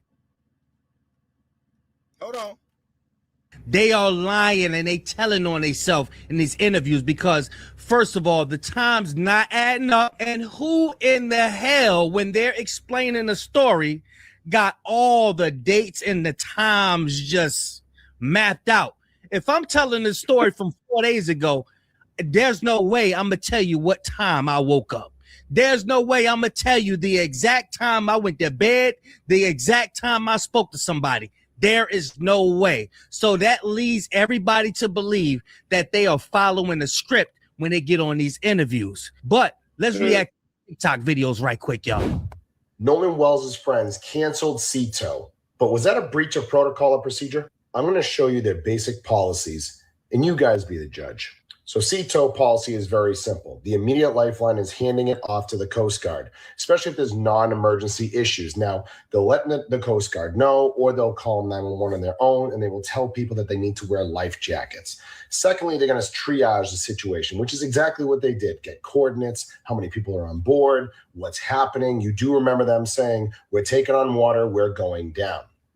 As they move forward, they dispatch specialized salvage gear, meaning if they know they need pumps, if they know they need certain recovery tools, they're going to dispatch flotation bags. They're going to dispatch that out. Now, as we move forward, the salvage rule, which is standard pricing, you can see what it actually does. But here's the big thing, canceled calls. If a canceled call happens by a third party or grandfather, look what happens here. They take it at face value.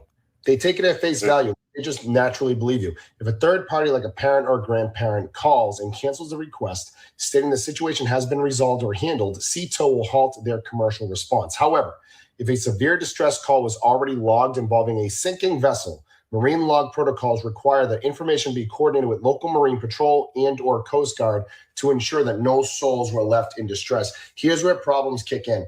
How do you know the problem was actually resolved and handled? The kids are freaking out, and then they all of a sudden say, oh, I think we're good. We're all set. How do you know? How can you take them at face value? How do you know? If they said they're sinking, they say they're going down, all of a sudden you just move on, and all of a sudden you just say, oh, okay, we're just going to take that at face value. Take care. Have a good rest of your day. They were literally telling you multiple times on the phone call that we're taking on water, we're sinking, we're going down, we need your help. All of a sudden, okay, no, we're good. Thank you. Bye. They didn't let the Coast Guard know, and they didn't let the local Marine Patrol know. It was the grandfather. He spoke to the grandfather. The grandfather said, nah, I'm going to show you how to do this. I'm going to show you how to get through this. Because he got power. Okay, so Quan is saying, listen to the 911. Hold on, I'm trying to get to this. I'm going to get to the ritual part.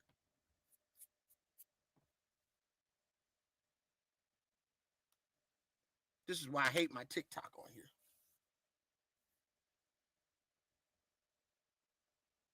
But if it keeps stalling me out, Debo, I'll just have a clip for you tomorrow. 3 okay, hold on. o'clock, Okay, right? here. Let's skim through it. It's taking a little bit to load. I want to say thank you to Dr. E. Remember that? Oh, he remembering a line, all right. He can't wait to get to a line. The timeline they already gave you. Now, I do want to be clear. A nervous person is not a guilty person. People can be nervous under stress. We know this. But what stands out to me in this clip is not just that he stutters and he pauses and he is trying to remember. It's that he seems to be focused more on how he can clear himself. Yep. That part. And making sure people can't blame him rather than walking through the steps and actually trying to figure out what happened to Nolan. I see no remorse. I just see him. You can't blame me because Nolan is an adult and he chose to stay behind. Well, what about all the other questions? In this clip, I'm going to show you why I don't trust his nose. I'm going to show you why I don't trust Mr. Pinocchio right here. Play the video right now. Like there's a couple bets for Nolan. There was planes and helicopters and, you know, everybody. So Listen to him now. And then after this, you know, obviously they didn't find Nolan that day. Right. And so what was your reaction like when you heard the news, or how did you hear the news that they found Nolan's body? Well, I must say this. This is another thing that's going to be in our archive, Band-Aid Gang. And I'm going to repeat that along with the other gems I dropped today. First day they came out there, they had what, Dr. E? Helicopters and all of that. That's what he just explained. This the first day out, Band-Aid Gang. And they didn't find him until the third time they came out. That show you his body was brought back out there, gang. You got helicopters, all kind of boats. And Nolan ain't no, y'all came out there 3 times. You found him on what, 4th, 5th, 6th, on the 6th or the 7th is when they found him.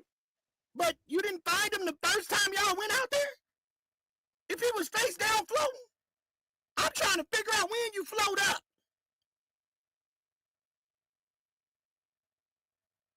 Y'all covering all that type of ground and didn't find him the first time out or the second time out, but the third time out, y'all find him? Come on, gang. That's not like a narrative painting stall out. Come on. I'm just saying. That's a lot of That don't make no sense. He was there, washed up on the island, so that means he was in close facility because the other water was low. So he should have been right around there. So you telling me he floated out and floated back in? Then again, he didn't get ate by a shark? Something didn't hit him? I said, damn. Is that him?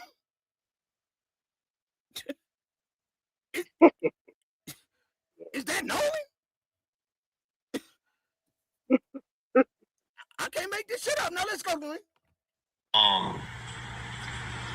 The next day, well, it got to be about 1 o'clock on July 5th, and I was like, my mind started to turn. I was like, man, you know, if he's not awake yet, like, where is he? Like, you know, like I got very, very worried. If he's not awake, what do you mean if he's not awake yet? Brooks the next day, and we're driving. So if he's not awake yet, so when they choked him out, they must have thought that he was going to come back. Somebody was going to revive him. Because I believe he was choked out and brought on the boat, and they were trying to give him CPR and all that shit, and he just didn't come back. And they turned the tracking off of the other boats and let us track one boat, but he done went off on another boat somewhere. And when they found out the coast was clear, they came back over there that night and dropped his body off. I said, damn, there it is. There it is. I can't make this up. That's what happened. It wasn't the best friend fight. That fight the best friend pretended that he had. That was Nolan fighting, allegedly, Bart, or him. But whatever, somebody choked him out, gang. And they brought him back on the boat, trying to revive him. That's why they was like, is he dead? Is he? What? But he never came back. So then they turned off the coordinates on all the other boats. That's why they started saying, oh, I left first, and then I left. But we have no tracking of 3 boats. We only tracking 1 boat. Why do they only have tracking, gang, on 1 boat? See, I can drag them with that for a long time. Well, I'll drag you with that for a long time. See, that's how you cook. 1 boat that we got coordinates on. But it was 3 boats. Nolan body wasn't on that boat that they was tracking. That's the boat they wanted you to follow. Ain't it right, Dr. E? Yep. Right. They wanted us to follow that boat, while the other three that had Nolan body on it went the other way.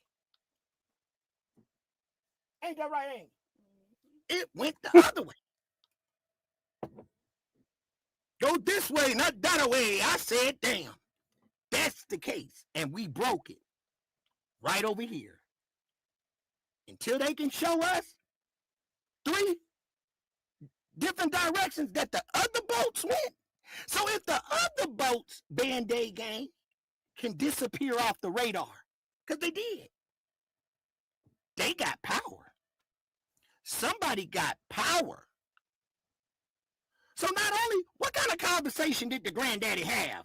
Hey, we're going to go ahead and turn our coordinates off on the other boats because they done choked out one of these young men. I'll give you $1 million. Just shut your mouth. Keep it in the family because they done did something. So I'm going to turn off the coordinates on these other boats. Because we don't know where they went. That's what you call power. So Nolan was on another boat. Not that boat. Just 3 other boats went somewhere, but they're not showing us that. But we all on social media like, here, this is where the boat went. This is where the boat went. What about the other boats? But see, you can't fool us. They choked him out. They choked him out, and they thought they was going to revive him. I think that's called an all F moment. An all fuck. Like an oh fuck moment. That all fuck moment. And thought they was going to revive him. That's why they were saying, is he dead? Hit the like button. That's why 9 times out of 10, nobody else really seen it. Because probably everybody else was minding their damn business. Oh, that's that group of niggas they fighting. Oh, he drunk, they knocked him out. They probably thought the nigga got knocked out. Now, we got him, we gonna take him home to his mama. We gonna take him home to his mama. He just knocked out. Then they got on the boat trying to revive him. And he never came back, gang. You hear it right there. They was trying to revive him. And that's when they turned off the tracking on the other 3 boats. The other 3 boats had him. Hit the like button. That's why we beat you. So let's continue before we end this awesome live. And my buddies were texting my group chat. They were like, hey, listen, I got a phone call from my buddy Trace, and he was like, hey, man, they just found his body. Sound like y'all did it. Man, y'all don't see this, man. I can't be lying. How are they checking to see where Nolan is? How could they call to see Nolan if they got the damn phone? Sort of like spindly pines of Rome in Italy. Artists still come out to Horn Island for inspiration, alone sometimes, as members of groups a lot. They may stay overnight or a week or more. The day breaks silently with a whisper on the breeze. Now they saying, not on the 4th of July, but whatever date the rituals is, they come over here and stay overnight. For what? Let's track. And uncertainty in the air. It may be gray. Watch this, y'all. Or it may be sunny. But each kind of weather brings out its own personality and traits on the island. At nighttime, you make of it what you want. A luau, ritual dance around the fire. Luau, ritual dance around the fire. Luau, ritual dance around the fire. Luau, ritual dance around the fire. You want a luau, ritual dance around the fire. This is Horn Island. No black people doing this around the fire. A ritual dance around the fire. People camp there overnight. Shout out the introvert rock star. Do y'all see what's going on? Do not be fooled by the narrator voice. This is how they trick us, y'all. Ritual dance around the fire and unveiling of the day's artistic work. Even firing pottery at night takes on a special flavor on Horn Island. Now, I'll admit, I'm not that much of an outdoorsman. I mean, my idea of when you read the Bible, they worship. Well, let me stop you for a minute, brother, because all you got to do is watch the Band-Aid gang, right? So we watched just a second ago, right, the history of the man that went over there first. What did he do, Dr. E? He made pottery. True. What was so special about the man that you're going to go have a ritual about some pottery? See, I showed y'all the pictures because signs and symbols are for the conscious mind. So I think that man is a little bit deeper when you dig into him a little bit.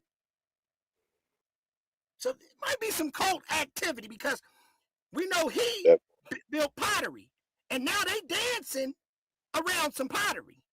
So they knew about this man, right? And a little bit more about him because they probably come from his background. It's deeper than, you know what I'm saying? It's bigger than Nino Brown. Thank you for the gold coin, La. We beat you, gang. And I'm going to dig it in. I need to know. Somebody go email Ben Crump and tell him to do better. And ask them folks where the other goddamn tracking of the 3 boats at. We want to know where they went. But it's too late. Yeah. Where did the other 3 boats go? That's the main thing. And why did it take 3 days? And y'all went out there day 1, day 2, and day 3, and now you finally find him? Crazy work. Answer me that. Answer me that. And then maybe you can come and talk to the gang and get you a Band-Aid. You feel me? Because I think we beat them. Yeah, we beat you.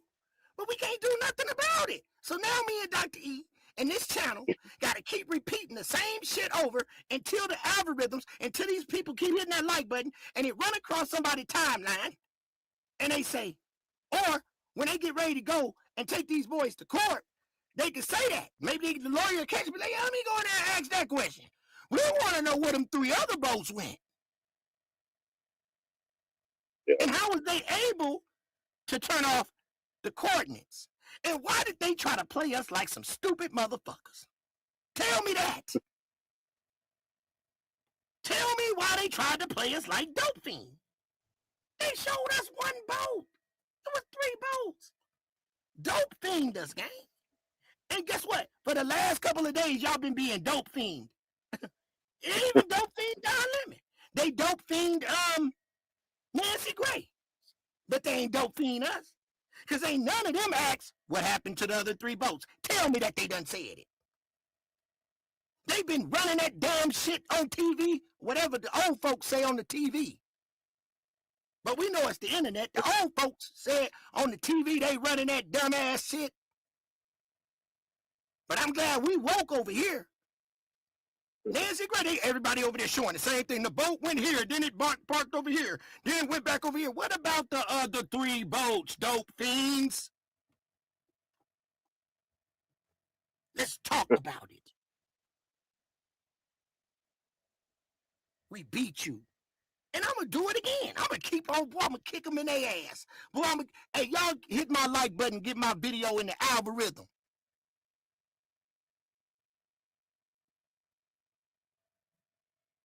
Hey, gang, I got to dig this in.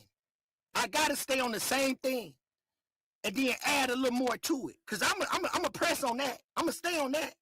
I'm going to have these people over here going over there saying exactly what I said. What happened to the other 3 boats? Why we ain't got their coordinates? How was they able to even turn off their coordinates? And with such a high impact case, why it all seem like they together, gang? Why don't we got other pictures of anything? It's like they gave us those pictures that they wanted us to have.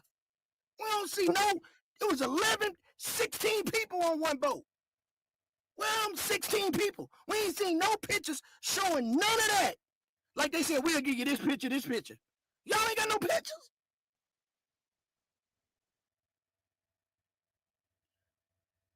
You got the boy studying. I'm going to bring that back on his ass, studying. The way he had done studied, I'm going to dig it in. I had him madder than 10 white people. Band-Aid gang, hit the like button. Salute to my mod, Nurse 59. Tighten up and get my likes up, or she gonna get you straight up out of here. It was Phobos, gang. It was Phobos. But guess what, gang? Why we guessing? Yeah, I said, damn, we ain't even got no coordinates. But we gonna dig it in on this channel. I'ma do them all type of ways. I'ma make them hear us. Because I'ma be madder than 10 niggas. I swear to God, if these people sit up here and play in our face and say that they ain't got no goddamn, that they ain't finna bring these people in, bruh, that's way beyond slavery. I said, damn, that's way beyond slavery.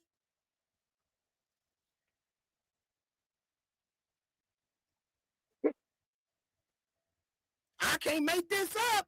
With all these clues, Nancy Grace, we played that video where she said she had her people. She believed her, and Nancy Grace and all these white people sitting out, and then they gonna turn around in Mississippi, the poorest goddamn state in America, and they gonna win this one? If anything, they should lose. They get their ass up out of here.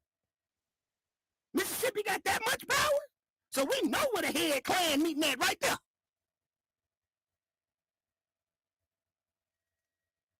We beat you, and we gonna grind. And I'm bring you something new again. I ain't gonna stop. I'm gonna keep my foot on their neck. And hope you guys subscribe to the channel. This is what we do over here. Shouts out to Diamond Gang. She wasn't here to make it. You know what I mean? Shouts out to Angel for lining these videos up. Shouts out to Nurse 59, September Virgo, my mom, the whole Band-Aid Gang staff that send us the information and that keep me lined up. Keep me focused, and it just get better and better. And I want to thank everybody for staying in and listening. All the replay gang, thank y'all. Please hit that like button to manipulate this algorithm so our videos can get out a little bit further, so our message can get heard, so we can get justice for Nolan Wells. Also, long live Dolph, long live Mo 3, and also, let's get justice for Carmelo Anthony. Hey, y'all, this going to be a long fight, but we willing to go for it. We don't roll over, dog. Our dogs don't do them tricks. We don't roll over. We don't know them tricks. So with that being said, stay blessed, never stress. Be glad you above the ground instead of under it. Stay prayed up. We love y'all. Knowledge is key. Peace and love to the kings and queens out there. All the risk takers, all the woke people. We love you. I'm C-Dub, Mr. I ain't said a word, but you know what I'm saying. And I said, damn. And I'm with the Real Angel. And we beat you. Band-Aid Gang, Dr. E in the building, and Diamond Gang. You know how we hold it. Salute to Nurse 59. Thank you for holding it down. Thank you all for the jewels, the super chats, whatever case may be. Thank you guys. Peace and love to you guys. And I know it get hard out here, but remember, we all in the same shit together. Life. Peace. Peace. Make sure y'all hype that video up too. Yeah. We'll see y'all. Pay attention to my community wall, because if I don't miss, I might miss one beat. But I might get hyped up and come right back. Because I probably ain't going to sleep that good because this damn case is messing with my head. So I'm going to go look at somebody else shit. Band-Aid Gang. And we out. Peace.